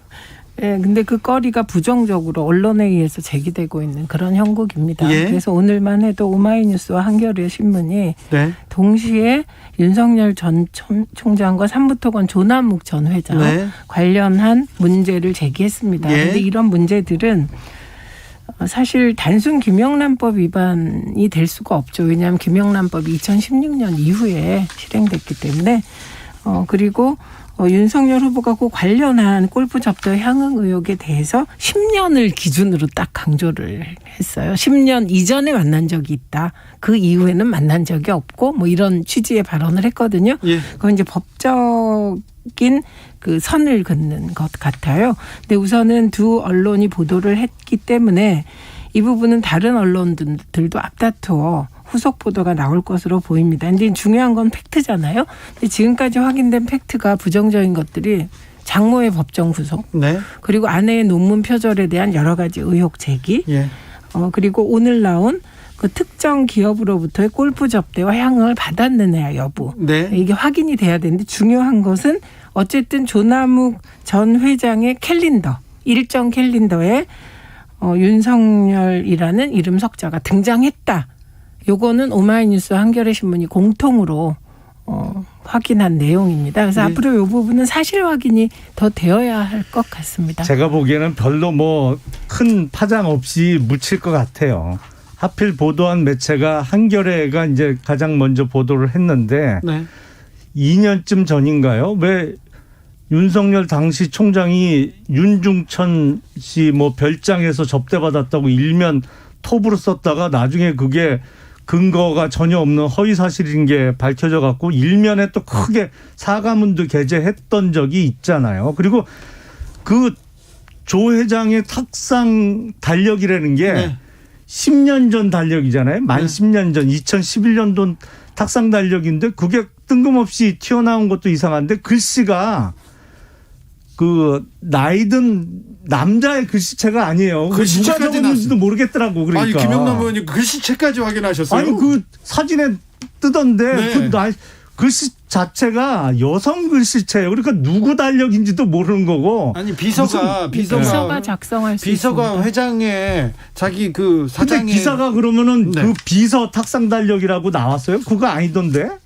그러니까 이게 지금 네. 근거도 불분명하고 그리고 무슨 2007년도 15년 전 선물 명단이라고 하면서 나왔는데 뭐 농산물 같은 거 보낸 적이 있다는 건데 사실 확인도 어려울 뿐만 아니라 아니 그래서 뭐 어쨌다는 거예요. 그래서 그때 사과 상자 받았으면 뭐가 되는 거예요? 잘못된 게? 그러니까 우선은 그 캘린더에 등장하는 인물들이 중요해 보입니다. 네. 거기에 아내와 장모와 그리고 이 삼부토건 전 회장뿐만 아니라 문제 그 스님, 그 중요한 인물인 것처럼 돼 있는 그 스님 뿐만 아니라 뭐 황모 사장이라는 강릉 소재에 있는 등등 그 등장하는 인물 자체가 지금 한 유튜브에서 계속해서 문제 제기하고 있는 그런 인물들이 다 등장을 합니다.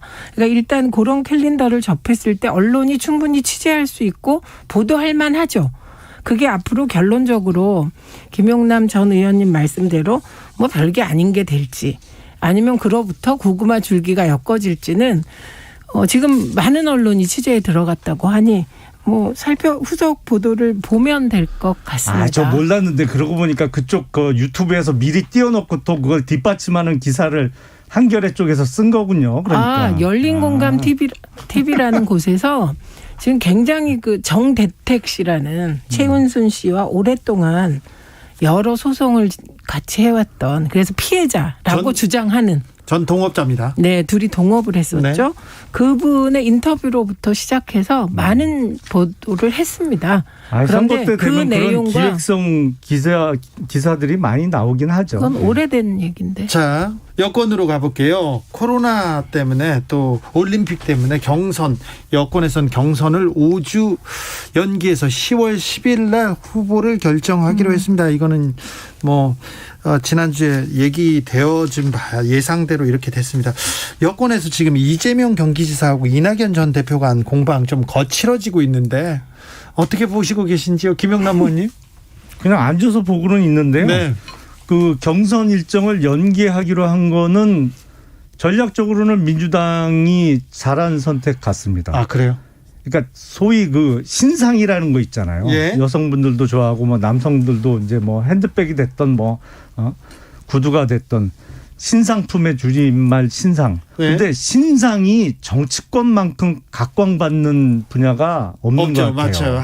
항상 신상이야 여기. 새 얼굴 새 인물 나오죠. 그러니까 좀 익숙해지면 이제 지겨워하고 네. 항상 신상이 각광을 받는데 그런 의미에서 갓 뽑힌 후보 아니면 갓 그 후보를 뽑는 과정이 항상 언론의 스팟라이트를 받을 수밖에 없거든요. 그런데 원래 민주당 일정대로 하면 9월 초에 뽑히잖아요. 거의 국민의힘보다 한 2달 앞서 후보가 확정되는 일정이었는데 그러면 이제 심심하잖아요. 그다음부터는 9월 초에 민주당 후보 확정되고 나서부터는 국민의힘에서 누가 될 거냐 이것만 다들 쳐다보고 있을 테니까. 근데 5주 이상 연기해서 이렇게 되면 아무래도 좀 언론도 분점할 수 있는 거고 그런 면에서는 뭐 민주당에서 전략적으로는 옳은 선택 같습니다. 물론 지금 코로나 사태 때문에 그렇게 됐습니다만.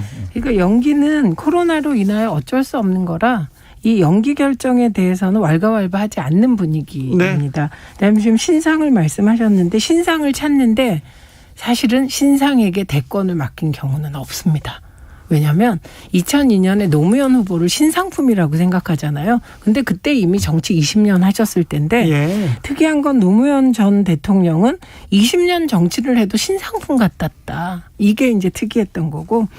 그리고 2012년에 이제 문재인 후보가 신상품이었죠. 그리고 진보 쪽이 지지를 받았지만 결국은 또 역시 야당처럼 느껴지는 여당 후보인 박근혜 전 대통령 2기거든요. 그래서 신상에 대한 선호가 있는데 사실 그 신상품이 일정한 검증이 되기 전에 중요한 일을 맡기는 경우는 사실 없습니다. 한번 돌아보시면. 근데 지금 말씀하신 것 중에는 민주당이 먼저 뽑고 뭐 한 달 정도 한 2달 있어야 국민의힘 후보가 뽑히기 때문에 국민의힘 후보가 뽑히는 과정의 컨벤션 효과로 민주당 후보가 불이익을 받을 수 있다. 그건 전 그럴 수 있다고 생각합니다. 여기서 신상은 그러니까 완전히 정말 생소한 인물이 대통령으로 뽑히기는 어렵죠. 그러니까 갓 뽑힌 정당 후보 뭐 이런 의미에서 신상이라고 말씀을 드린 거고 제가 보통 15년 내외더라고요. 그러니까 정치권에 본격적으로 입문을 해서 대통령으로 선출되는 분들의 그 경력을 보면 그게 한 15년 안팎이에요, 대부분. 그러네요. 근데 최재형 전 감사원장 한 15일 내외 됐고요. 그다음에 저 윤석열 검찰총장은 그 안에서부터 정치를 했다고 보면 한 150일 정도 됐나요? 아니 그러니까 그 DJYS처럼 한 40년 만에 대통령 되시는 분들도 있고 그래서 평균 내면 15년이라는 얘기죠. 네, 김용남 위원이 아주 중요한 부분 짚어주셨어요. 1449님께서 민주당 후보들끼리 비방하는 거 좋지 않습니다. 정책적으로 선 경쟁하세요 얘기하는데 아까 제가 이 질문했거든요. 서로 거칠어진다고. 그런데 별로 관심이 없으세요, 김용남 의원님? 저요 뭐 민주당 일에 뭐 그렇게 관심 높을 일이 있나요? 그래요? 그래도 강 건너 불구경이 제일 재밌지 않습니까? 근데 저는 그냥 개인적으로는 결과를 일찌감치 좀 예단을 해놓은 상태라. 어떻게요? 아니 뭐라고 말씀은 드릴 수는 없는데. 괜찮아요. 관심이 없다면서요. 항상 그렇잖아요. 네. 방금 이제 최 의원님도 말씀을 하셨습니다만 네. 여당에서 당선 가능성이 높으려면 여당 후보지만 야당 후보 같은 이미지가 있어야 돼요. 그렇죠. 근데 이낙연 후보나 정세균 후보는 누가 봐도 맥시멈으로 기대할 수 있는 기대치가 문재인 정부 시즌2거든요. 네. 그런 의미에서는 글쎄 저는 가능성을 그렇게 높게는 안 보고 있습니다. 네. 근데 문재인 대통령 지지율이 점점 올라가고 있잖아요. 그러면 좀 바뀔 수 있고 무엇보다 송영길 대표는 지금 아주 상한가입니다.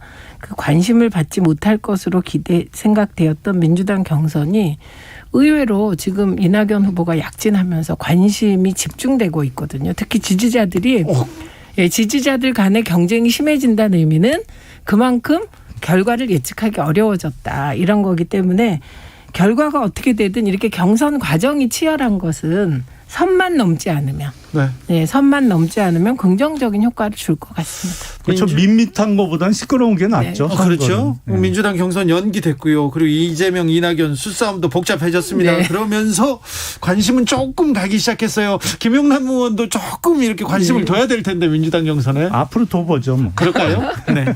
여기까지 할까요? 정치적 원의 시점 최민희, 김용남, 최민희 전 의원과 함께했습니다. 오늘도 감사했습니다. 고맙습니다. 네, 감사합니다. 정치 피로, 사건 사고로 인한 피로, 고달픈 일상에서 오는 피로. 오늘 시사하셨습니까? 경험해보세요. 들은 날과 안 들은 날의 차이.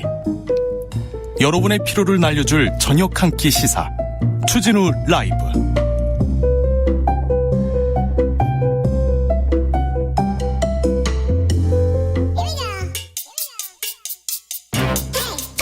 뉴스를 향한 진지한 고민, 기자들의 수다.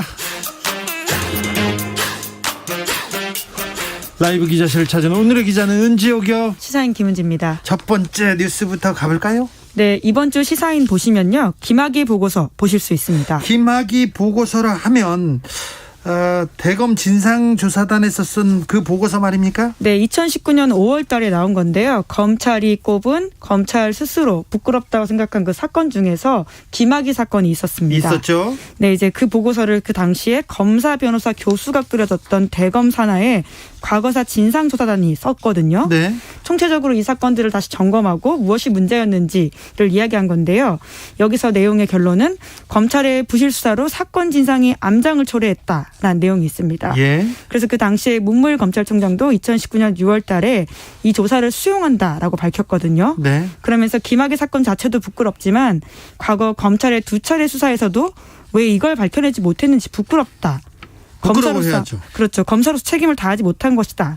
이렇게 공개적으로 표명한 바가 있습니다. 부끄러워해야죠. 사과하고요. 그런데 사실 립 서비스에만 그쳤다 이렇게 평가할 수밖에 없는데요. 왜냐하면 그 당시에 법률상 문책 시효가 지났다. 그래서 밝힐 수 있는 것을 못 밝히고 이제 와서 시효가 지났다고 말할 수밖에 없어서 또 부끄럽다 이런 이야기를 했습니다. 그러니까 조사했는데 누가 잘못했다는 것도 알지만 아무도 징계하지 않았죠? 네, 검사 징계 시효 3년, 직무유기 혐의 시효 5년 이런 게 지났다라는 이야기를 하면서 사실상 제19 감싸기 다시 한번 했었습니다. 그렇죠. 잘못됐다면서 그것도 시효 핑계대고 뭐 핑계대고 불이익 한 번도 안 줬죠. 심지어 여기에 가담해가지고 이 수사를 그러니까 제대로 된 진상규명을 막았던 그런 검사들 인사상 불이익 준 것도 없어요. 준 것도 없습니다.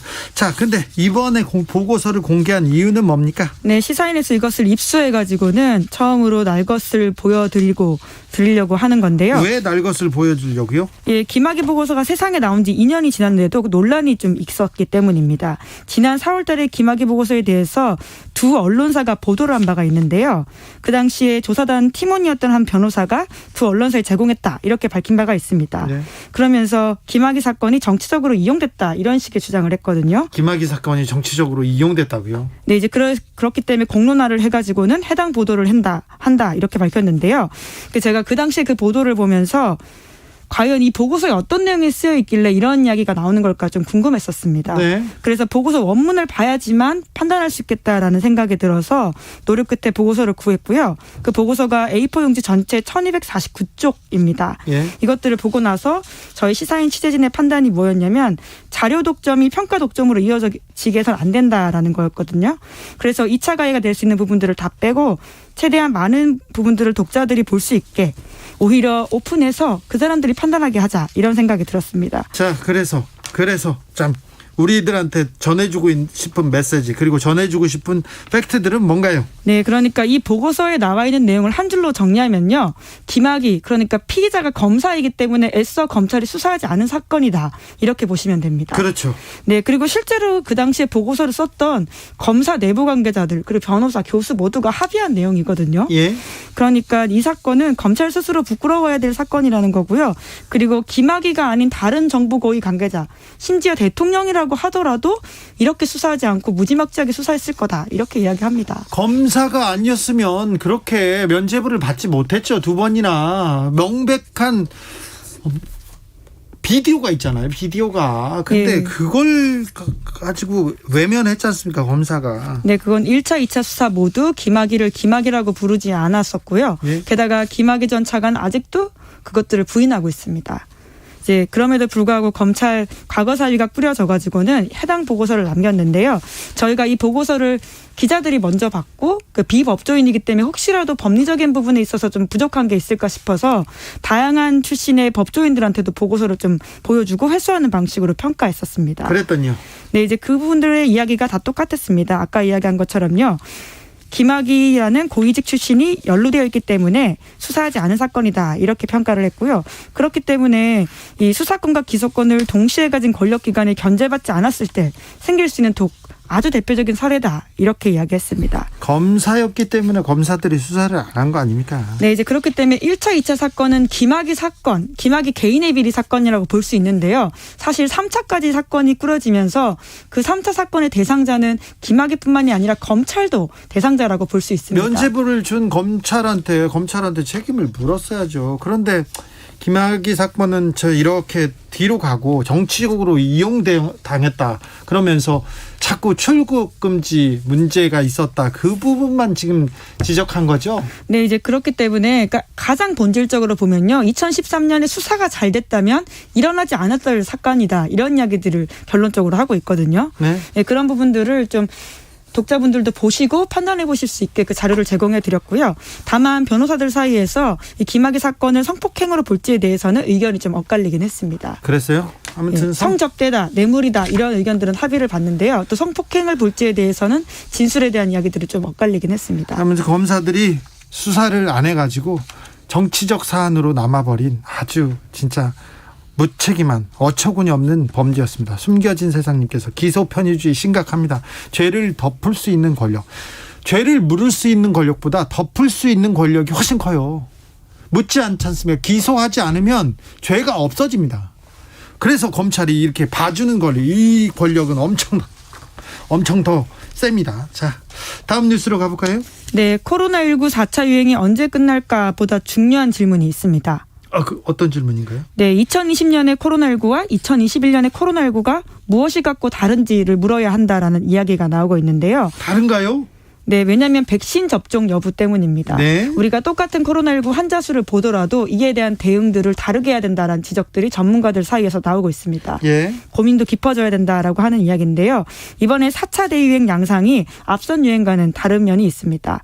앞서 말씀드린 것처럼 예방접종, 그러니까 백신 접종 여부 때문인데요. 실제로 이번에 확진자 규모의 상당 부분들이 20세에서 59세 사이입니다. 60세 이상 확진자가 줄어들고 있는데 이것들은 수치로서 증명되고 있습니다. 예. 3차 유행 시기 때문에 하더라도 60대 이상 확진자 비율이 30% 가까이 됐거든요. 요양병원, 요양원에서 많이 감염되고 뭐 돌아가시고 그랬잖아요. 네, 이제 그러다 보니까 집단 감염으로 번지는 일들이 굉장히 많았고 그것을 의료기관이 감당하기 어려우면서 악순환이 지속됐었거든요. 네. 그런데 이번에는 4차 유행에서 60대 이상 확진자 비율이 8%대라고 합니다. 네. 그만큼 이제 백신 접종의 효과를 우리가 본다라고 할 수 있는 건데요. 그렇기 때문에 우리가 이번 상황을 조금 더 근본적으로 다르게 봐야 되는 면들이 있고 그에 맞춰서 새로운 정책과 인식 체계를 갖춰야 된다라는 지적이 나오고 있습니다. 새 국면에 맞는 적합한 정책이란 게 뭡니까?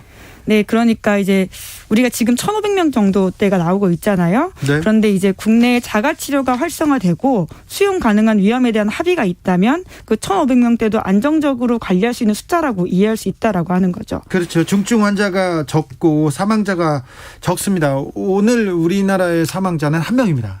네. 코로나 사망자는 1명입니다. 그러니까 조금 달리 이렇게 정책을 펴야 된다는 거죠? 네, 근데 앞서와 굉장히 다른 양상들이 있는데요. 하지만 여전히 국내 코로나19 확진자 대응은 시설 격리가 기본이라고 합니다. 예. 그러니까 그 사람이 심각하건 가볍건 혹은 무증상인 건 간에 우선은 시설로 넣게 되는데요. 격리하기 위해서 이제까지는 이러한 것들이 K방역에 굉장히 중요한 성과였습니다. 예. 다른 나라는 자가치료를 기본으로 하고 알아서 하라라는 분위기였었는데요. 예. 하지만 이제 무증상 환자들이 많아지게 됨으로써 이런 것들을 우리가 어떻게 해야 될지에 대한 좀 고민들을 의료체계 과부담과 함께 생각해봐야 된다라는 이야기가 나오고 있습니다. 그렇습니다. 이제 대응 시스템 전환하는 게 필요하다는 지적도 계속 나옵니다. 왜냐하면 이게 길어질수록 이 대가는 누군가가 가져가게 되어 있는데요. 예를 들어서 어린이와 청소년들이 대표적이라고 할 수 있습니다. 지금 수도권에 있는 어린이와 청소년들은 다시 학교를 가지 못하게 될 가능성이 큰데요. 예. 그간의 역학 데이터를 보면 상대적으로 다른 곳에 비해서 학교는 좀 안전한 곳이었다라고 하는데요. 학교에서 집단 감염, 집단 발발 없었어요, 발병이. 네, 그래서 설사 발병한다고 하더라도 관리 가능한 수준이라는 이야기가 전문가들 사이에서 나오는데요. 네. 근데 그에 반해서 코로나19로 인한 교육 공백은 굉장히 컸습니다. 그렇기 때문에 이런 4차 유행 이후에 우리가 어떻게 이것을 받아들여야 될지라는 고민도 있고요. 그리고 지금 수도권에서는 오후 6시 이후에 2인 초과 모임 제한하고 있는데요. 이에 대해서도 어떤 고민이 필요한지에 대한 이야기가 나오고 있습니다. 그렇죠. 6시 이후부터는 장사하지 말라는 말이냐, 그러면서 자영업자들은 6시 이후에는 코로나 안 걸리냐 이렇게 얘기하는데 좀 딱한 상황도 사정도 좀 이해가 되는 측면이 있어요. 네, 백신 접종률이 지금 점점 이제 올라가긴 해야 될 텐데요. 한국뿐만이 아니라 다른 나라도 마찬가지입니다. 백신 접종 아무리 많이 했어도 대규모 확산이 있고 전파력이 강해진 변이 바이러스 이슈가 있기 때문에 이제는 코로나와 함께 어떻게 살아가야 될지, 물론 백신 접종을 굉장히 늘려야 되는 게 핵심이긴 한데요.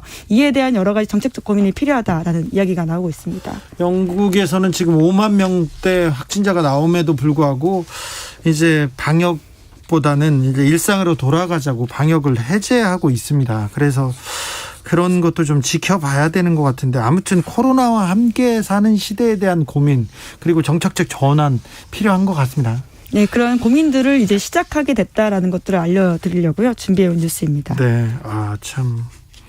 우리도 이제 코로나 오늘 확진자가 몇 명입니다 이렇게 보도하는 것보다 중증 환자가 몇 명이고 사망자는 몇 명인데 우리가 어떻게 다른 쪽으로 코로나 시대에 어찌 살아야 됩니다. 다른 고민을 하기 시작해야 되는 것 같습니다. 언론에서 계속해서 처음부터 코로나의 위험 조금 확대 과장해서 전해드리지 않았나 이런 생각도 조금 해보고요. 네, 물론 또 초창기는 위험했던 건 사실인데요. 지금 이제 백신 접종이라는 변수가 있다라는 것도 백신 때문에 그리고 또 생각해야 되는 것 같습니다. 치명률이 또 그렇죠. 현저하게 떨어졌지 않습니까? 그래서 코로나와 함께 사는 시대 대비해야 되는 것 같아요. 네. 마지막으로 만나볼 뉴스는 어떤 내용이죠? 네, 지난주에 동물권 단체가 경찰 동행하에 경기 여주시에 위치한 개 도살장을 급습했다라고 합니다. 개 도살장이요. 네, 모란시장의 한 건강원이었다라고 하는데요. 모란시장, 성남 모란시장에 그렇게 개 파는 집, 그리고 개 도살을 하는 사람들 많았어요. 네, 원래 2018년 이후에 사라졌다 이렇게 알려졌었는데요. 그런데 여전히 식용용 개 거래가 이루어진다는 사실이 드러나서 좀 놀라움을 주고 있습니다. 아, 지금도요? 있겠죠. 아이고, 네. 그런데요. 이번에 급습한 곳이 개 2,000마리를 사육하는 개농장에서 한 번에 약 60마리씩 도살장에 개를 납품하는 곳이라고 하는데요. 도살장이에요? 네, 이제 보통 인적이 드문 새벽 3시 정도에 도살이 이루어진다라고 합니다. 네. 그래서 기자들과 경찰 그리고 동물권 단체가 들이닥쳤다라고 하는데요. 그 당시에도 전기봉, 그러니까 전기꼬챙이라고 소위 부르는 건데 그걸 들고 있던 도살업자들이 도사견 3마리 죽이려고 하다가 걸렸다라고 하는데요. 주로 개를 이렇게 도축할 때, 이렇게 도살할 때 감전사로 이렇게 처리하거든요.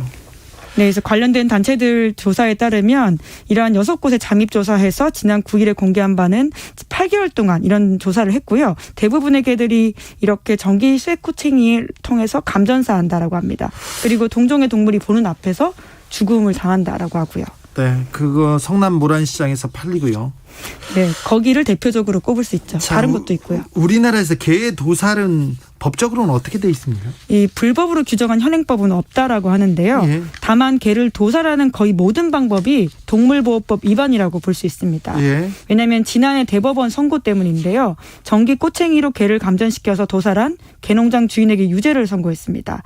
어떤 법 따라서 그렇게 했냐면요. 동물보호법 제8조 1항인데요. 잔인한 방법으로 동물을 죽음에 이르게 하는 행위를 유죄로 판단하고 있기 때문입니다. 네. 근데 대부분 아까 말씀드린 것처럼 도살업자들은 전기봉으로 개를 죽이거든요. 네. 이제 그러다 보니까 이런 것들이 불법이라고 할 수 있는데요. 하지만 전국에 있는 수천 곳의 개 사육장에서는 합법과 비합법 사이에서 이렇게 일을 자행하고 있다라고 합니다. 아이고. 그런데 급습해가지고 도살시설에서 구출한 개 있었을 거 아니에요? 그렇죠. 60마리 정도 된다라고 하는데요. 그 60마리 개는 어떻게 됐어요? 네, 그중에 16마리만 보호소로 갔고 나머지는 다시 업자에게 넘어갔다라고 하는데 아니, 업자한테 넘기면 또 이거 도살해가지고 팔려고 할 텐데요. 왜냐하면 축산법상 개가 가축이기 때문에 등록되어 있는 것들을 함부로 넘길 수가 없다라고 합니다. 재산상 문제가 될 수 있기 때문에 오히려 소송당할 수도 있다라고 하는데요. 법무부에서 민법 개정안을 입법 예고했는데 이제 동물 물건이 아닙니다. 그래서 동물에게 고통을 가하는 경우 동물보호법으로 처벌받을 수 있고요. 동물을 죽거나 다치게 한 경우 이 가해자한테 위자료를 청구할 수도 있습니다. 그러니까 앞으로는 이렇게 동물 학대에 대한 처벌을 크게 하는 그런 쪽으로 이게 법이 계속 바뀌어 간다고 합니다. 아무튼 네, 굉장히 좀 고통스러운 뉴스네요. 네, 뭐 또 시즌이다 보니까요. 이런 네. 이야기들 좀 준비해 왔습니다. 그러니까요. 저는 그 기자 생활을 하는데 검사들 있잖아요. 검찰 취재를 하면 그렇게 여름에 보신단집을 가요. 그래가지고 전화해가지고 첫 질문이 뭐냐면 주 기자 개혀? 이렇게 물어봐요. 개 하냐고. 개 먹냐는 얘기예요. 그래가지고 그렇죠. 예. 거기 끌려가가지고 저는 짜장면 시켜 먹었는데 거기에서도 그 개 특유의 냄새가 있잖아요. 그 굉장히 고통스러웠어요. 그래서 개를 좋아하던 검사님들 생각이 납니다. 기자들의 수다 여기까지 할까요? 시사인 감사합니다. 김은지 기자와 함께했습니다. 감사합니다. 교통정보센터 다녀오겠습니다. 김민희 씨. 비가 내리면서 서울 시내 퇴근 정체가 유난히 심해졌습니다. 강남 순환로 성산 쪽으로 봉천터널 중간 지점 3차로에서는 사고가 났는데요. 뒤로 서초터널부터 속도 줄여 지납니다. 올림픽대로 하남 쪽으로 방화대교 부근에서도 사고 처리 작업을 하고 있는데요. 뒤로 행주대교 이전부터 정체 심합니다. 이 구간 지나는 데만 20분이 넘게 걸리고 있습니다. 경부고속도로 서울 방면으로 잠원 부근 1차로에는 고장난 차가 서 있어서 뒤로 달래내고개부터 정체 심해졌고요. 이전 구간에서는 오산 부근과 기흥동탄에서 신갈분기점 부근, 다시 판교분기점 일대로 정체입니다. 서천 공주고속도로 공주 쪽으로 부여휴게소 부근에서도 사고가 나면서 2차로와 갓길을 막고 처리 작업을 하고 있고요. 익산 장수고속도로 익산 쪽으로 진안 휴게소 부근 1차로에서는 장애물을 처리하고 있습니다. KBS 교통정보센터였습니다.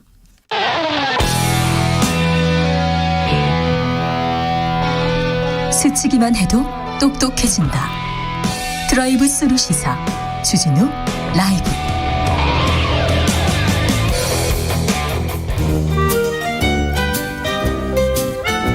민생이 먼저다. 함께 잘 먹고 잘 사는 법 찾아보겠습니다. 민생과 통하였느냐. 생생민생통. 안진아서나 민생생각 안진걸 민생경제연구소장 어서 오세요. 네, 안녕하십니까. 오늘은 어디 다녀오느라고 이렇게 바쁘신가요? 예, 일단 어저께 일요일인데도 불구하고 네. 광화문에 있는 세월호 광장을 가봤습니다. 아, 네. 오세훈 시장님께서 방역에 최선을 다하지 못한다는 비판을 받고 있는데 느닷없이 세월호 기념관 네. 추모관을 철거하겠다고 7월 안에 통보를 한 겁니다. 통보했어요? 그래서 저는 너무 느닷없잖아요. 예를 들면 광화문 광장을 잘 재조성해서 한켠에 시민들 보행에 불편 없이 이렇게 충분히 설치할 수 있거든요. 그전에도 이미 그렇게 했었고요. 예. 대폭 축소해서. 그래서 제가 거기가 없어진다는 소리 듣고 너무 가슴 아파서 가봤더니 시민들께서 일부 벌써 지키고 계시더라고요. 네. 떼약볕에. 그래서 오세훈 시장님 이런 세월호 추모관 아직 진상규명도 안 됐고 우리 아이들의 영혼이 아직도 구천을 해먹고 있는데 이런 것으로 행정력 낭비하지 마시고 오히려 사회통합의 상징으로 광화문광장 잘 지은 다음에 한켠에다가 잘 설치해주면 되잖아요. 아니, 그런데 네. 오세훈 서울시장 측에서는 전임 시장이 지금 결정한 내용이다 이렇게 얘기하던데요. 아닙니다. 전임 시장은 너무 그 차지하는 공간이 좀 컸습니다. 제가 그 현장을 너무 잘 알잖아요. 그렇죠. 그걸 그래서 조금 그래서 줄여놨죠. 네. 그분을 대화를 통해서 유가족들의 양해도 구하고 동의도 구해서 원래는 이렇게 거의 한 면을 차지했는데 한쪽으로 완전히 축소해서 네, 그렇겠죠. 보행이나 조망권에 전혀 부담되지 않게 축소해 놓은 겁니다. 축소해놨는데 네. 그것도 그것마저도 없애겠다는 건데 네. 지금으로서는 아직 진상규명도 또 우리 유가족들이나 많은 우리 국민들의 슬픔도 다 아직도 여전하잖아요. 그런 상태에서 추모하고 기억하고 또 우리 사회를 더 안전하게 만들자는 그런 결의를 없앨 필요는 없는 것 같습니다. 그래서 시장님께서는 이런 데 행정력 낭비하지 마시고 오로지 코로나 극복에 올인해 주실 것을 호소드려 봅니다. 소장님, 재난지원금 논의 어떻게 돼가고 있습니까? 저 오늘 오전에도 지금 오후에도 이거 지금 방송국 가서 토론하고 왔습니다. 네.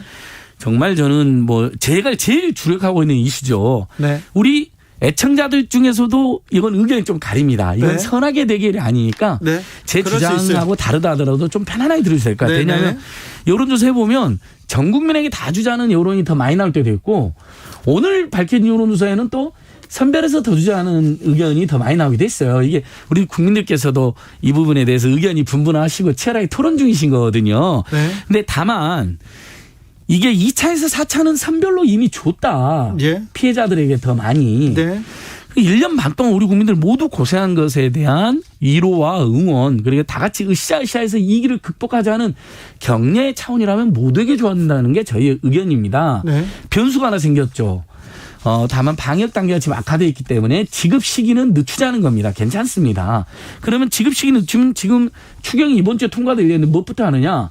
일단 피해가 심각한 중소상공인이나 취약계층부터 먼저 돕자는 건 찬성합니다. 예. 증액해야죠. 그래서 지난주 국회 산자위에서 정부가 낸 추경안에 소상공인 피해 지원이 3.9조쯤 됐었는데요. 네. 이것을 2배 정도 증액을 했습니다. 이건 잘한 거죠. 아직 최종 통과는 안 됐습니다. 최종 통과는 예결위와 본회의를 거쳐야 되거든요. 근데 중소상공인들과 피해 업종에 대한 피해 지원이 정부 원안은 3.9조로 되어 있었는데 그것이 2배 정도로 증액됐다. 저희 대찬성입니다. 이렇게 피해자들은 제대로 도와주고 다만 우리 국민들이 모두 고생한 거에 대해서 20%를 싹둑 잘라서 안 준다는데 그 20%가 말이 20%지 인구수로 저희가 변환하면요. 무려 1,050만 명이 됩니다. 네. 1,050만 명이 돼요. 네. 너무 많은 국민들이 배제되는 거잖아요. 네. 저는 이분들에게도 다 주자. 그러면 제가 이제 예산 계산 한번 해봤어요. 오늘 이것 때문에 지금 당정 간에 홍남기 부총리하고 민당 간에 논쟁이 있잖아요. 예. 자, 쉽게 설명해 드릴게요. 현재 전 국민에게 안 주고 80% 국민에게만 25만 원이 주는 금액으로 10.4조가 제출됐습니다. 국회에. 네. 근데 이것을 만약에 전 국민에게 우리가 주는 거로 우리 국민들이 수정하자 해서 국회 여야가 합의되면 이준석 대표도 합의를 했잖아요. 본보고를 했지만 그러면 20만 원씩으로 하면 전 국민에게 주는 게 증액 없이 가능합니다. 아, 그래요? 근데 이런 분들이 있어요. 아니 나는 안 받고 어려운 분들에게 25만 원 줘라라는 분들이 있어요. 그분들 마음을 헤아리면 자 신용카드 캐시백을 쓰면 10% 캐시백을 주겠다는 거 이건 사용액 전부가 아니라 4분의 2분기보다 더 늘렸었을 때 그 금액만 10%를 적립해 주는 거잖아요. 거기에 무려 1.1조 예산이 배정되어 있습니다. 예. 그러면 그다음에 부채 상환, 국채 상환에 2조 예산이 배정돼 있어 이번 추경안 33조 중에 이 1.1조 2조를 신용카드 캐시백 안 쓰고 국채 상환은 나중에 지금 추가 세수가 무려 43조나 5월 달까지 거쳤기 때문에요. 돈이 풍성하게 지금 정부에 들어오고 있는 거잖아요. 그러니까 그거 나중에 갚아도 됩니다. 그러면 이 3.1조를 10.4조에 붙이면요. 13.5조가 됩니다. 이 13.5조를 국민들 모두에게 나눠주잖아요. 골고루. 그러면 27만 원이 됩니다. 예. 그러니까 자, 제가 지금 우리 애청자들께서 어려운 사람들에게 선별해서 더 주자고 하는 분들도 있잖아요. 그 마음이 굉장히 좋은 마음이거든요. 나는 안 받더라도 어려운 사람 더 주자는 것이니까요. 네. 그렇게 해야 된다고 봅니다. 그래서 국회 상임위에서 지금 피해계층이랑 피해업종에 3.9조가 아니라 7조가 넘는 금액으로 통과가 된 겁니다. 피해를 그분들 도와주는 거에. 예. 근데 이분들 말고 우리 국민들 모두가 고생하는 게 있지 않습니까? 근데 80% 주고 20%는 안 줄 이유는 없다는 거죠. 그러면 10.4조가 있을 때는 20만 원씩 전 국민에 주거나 25만 원씩 80% 주는 게 가능한데 신용카드 캐시백 지원 예산 1.1조하고 부채 상환 예산 2조를 합치면 13.5조가 되는데 이렇게 했더니 전 국민에게 27만 원씩 주는 게 가능하다는 겁니다. 그러면 처음에 어려운 사람들 25만 원 주자 그랬잖아요. 80%만. 예. 그분들도 더 늘어나고 나머지 세금 많이 냈던 20% 계층도 배제되지 않고 합리적 차별 없이 받으니까 차별 없이 합리적으로 받으니까 기분 좋고 이렇게 저는 여야가 국회에서 합의를 해야 된다고 생각하고 김부겸 총리는 여야가 합의하면 따르겠다는 식으로 이야기했어요. 예. 홍남기 장관은 정말 정부 부처의 일개 부처인데 그건 따를 수 없다는 식으로 이야기를 합니다. 아니, 이건 민주주의에 어긋나는 처사입니다. 국민들이 결정하면 따라야죠. 예, 0388님께서. 맞습니다. 그러니까 홍남기 장관님이 재정을 꼼꼼히 쓰려고 하는 것까지는 박수를 쳐요. 우리 국민들도요. 네. 근데 이런 위기 상황에서 1년 반 동안 온 국민이 고생해서 다 같이 받고 피해계층은 더 주는 거로 이걸 믹스하는 거잖아요. 지금 보편과 선별을. 이렇게 국민들 마음이 모아지면 따라주셔야 됩니다. 알겠습니다. 0388님께서 아이고 논란만 하다가 세월 다 가겠다. 전 국민 재난금으로 줘라. 좀 빨리 좀 줘라. 이런 의견 주셨습니다. 자. 제가 제일 걱정하는 부분이 이 부분입니다. 우리 국민들께서 지금 이 논쟁을 한 달 가까이 지켜보고 계시는 거거든요. 네. 2차 4차 때도 전 국민 재난지원을 주장하던 분들이 있었는데 기재부 의견대로 선별로 하는 거로 우리 사회가 합의를 했습니다. 예.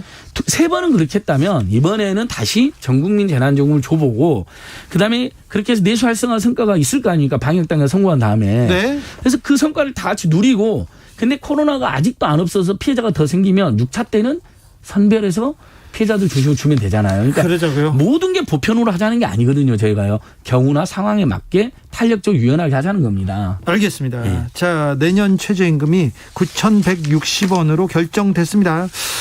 그런데 뭐 언론에서 파탄난다는 보도 많이 나왔는데 어떻게 보셨어요? 정말 최저임금 처음에 2년 많이 올랐고 최근 2년은 거의 동결 또는 삭감되었습니다. 예. 당연히 올해 경제성장률이 4에서 5%, 물가 상승률이 2에서 3%잖아요. 그거 감안하면 노동계 내에서 온건한 분들이 주장했던 게 7, 8% 정도만 7, 8% 올려달라는데 네네. 근데 5.1%밖에 안 됐습니다. 네. 당연히 노동자들이 반발하는 건 당연하잖아요. 너무 작으니까. 월급 기준으로 190만 원인데 네. 대한민국에서 190만 원 어떻게 삽니까?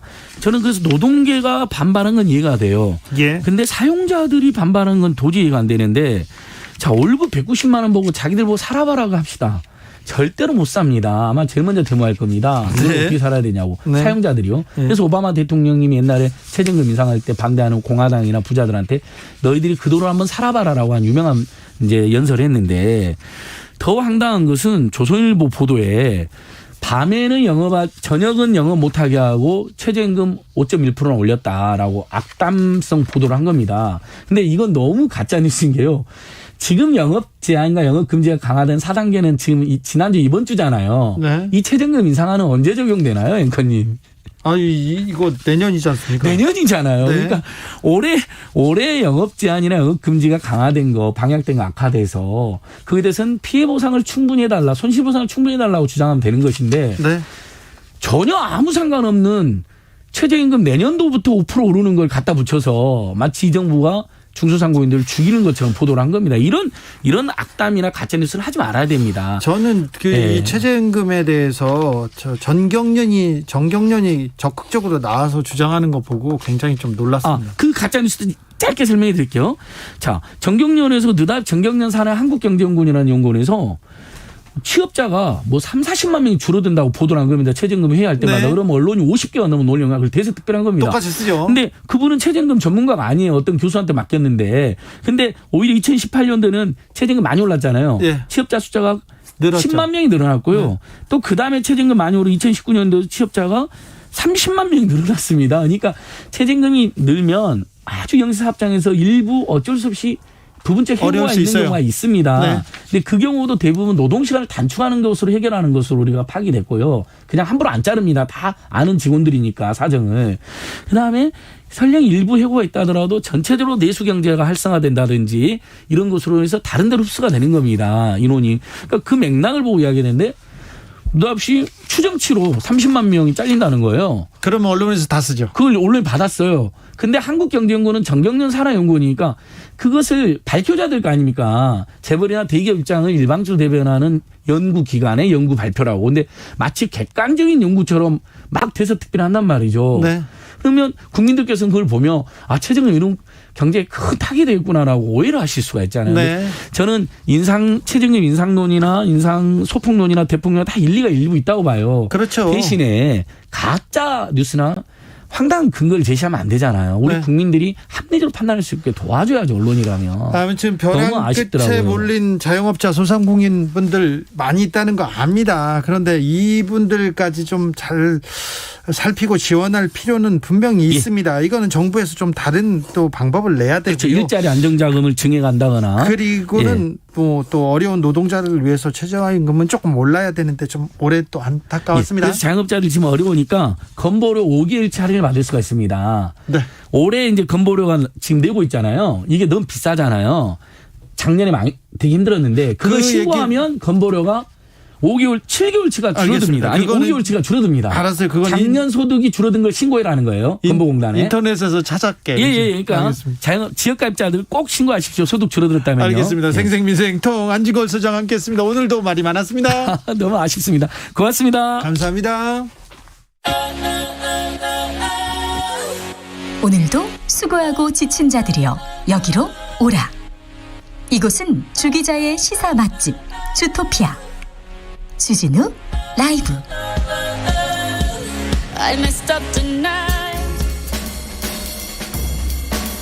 느낌 가는 대로 그냥 고른 뉴스 여의도 주필.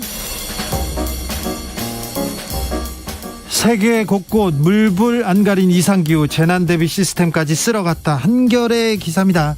자, 금요일부터요. 앞이 안 보이게 비가 옵니다. 그리고 조금 있다가는 개고요. 그리고 햇볕이 쨍쨍. 마른 하늘에 또 날벼락이 칩니다. 그리고는 퍼붓고요.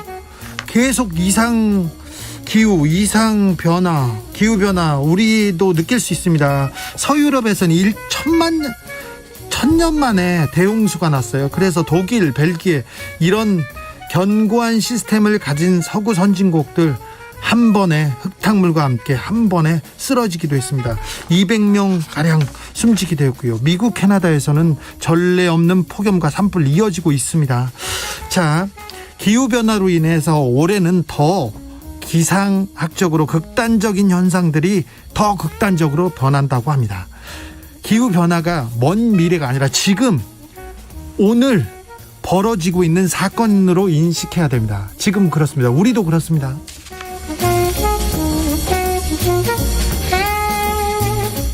한국인 기대수명 83.3년, 자살 사망률 OECD 국가 중 최고. 연합뉴스 기사인데요.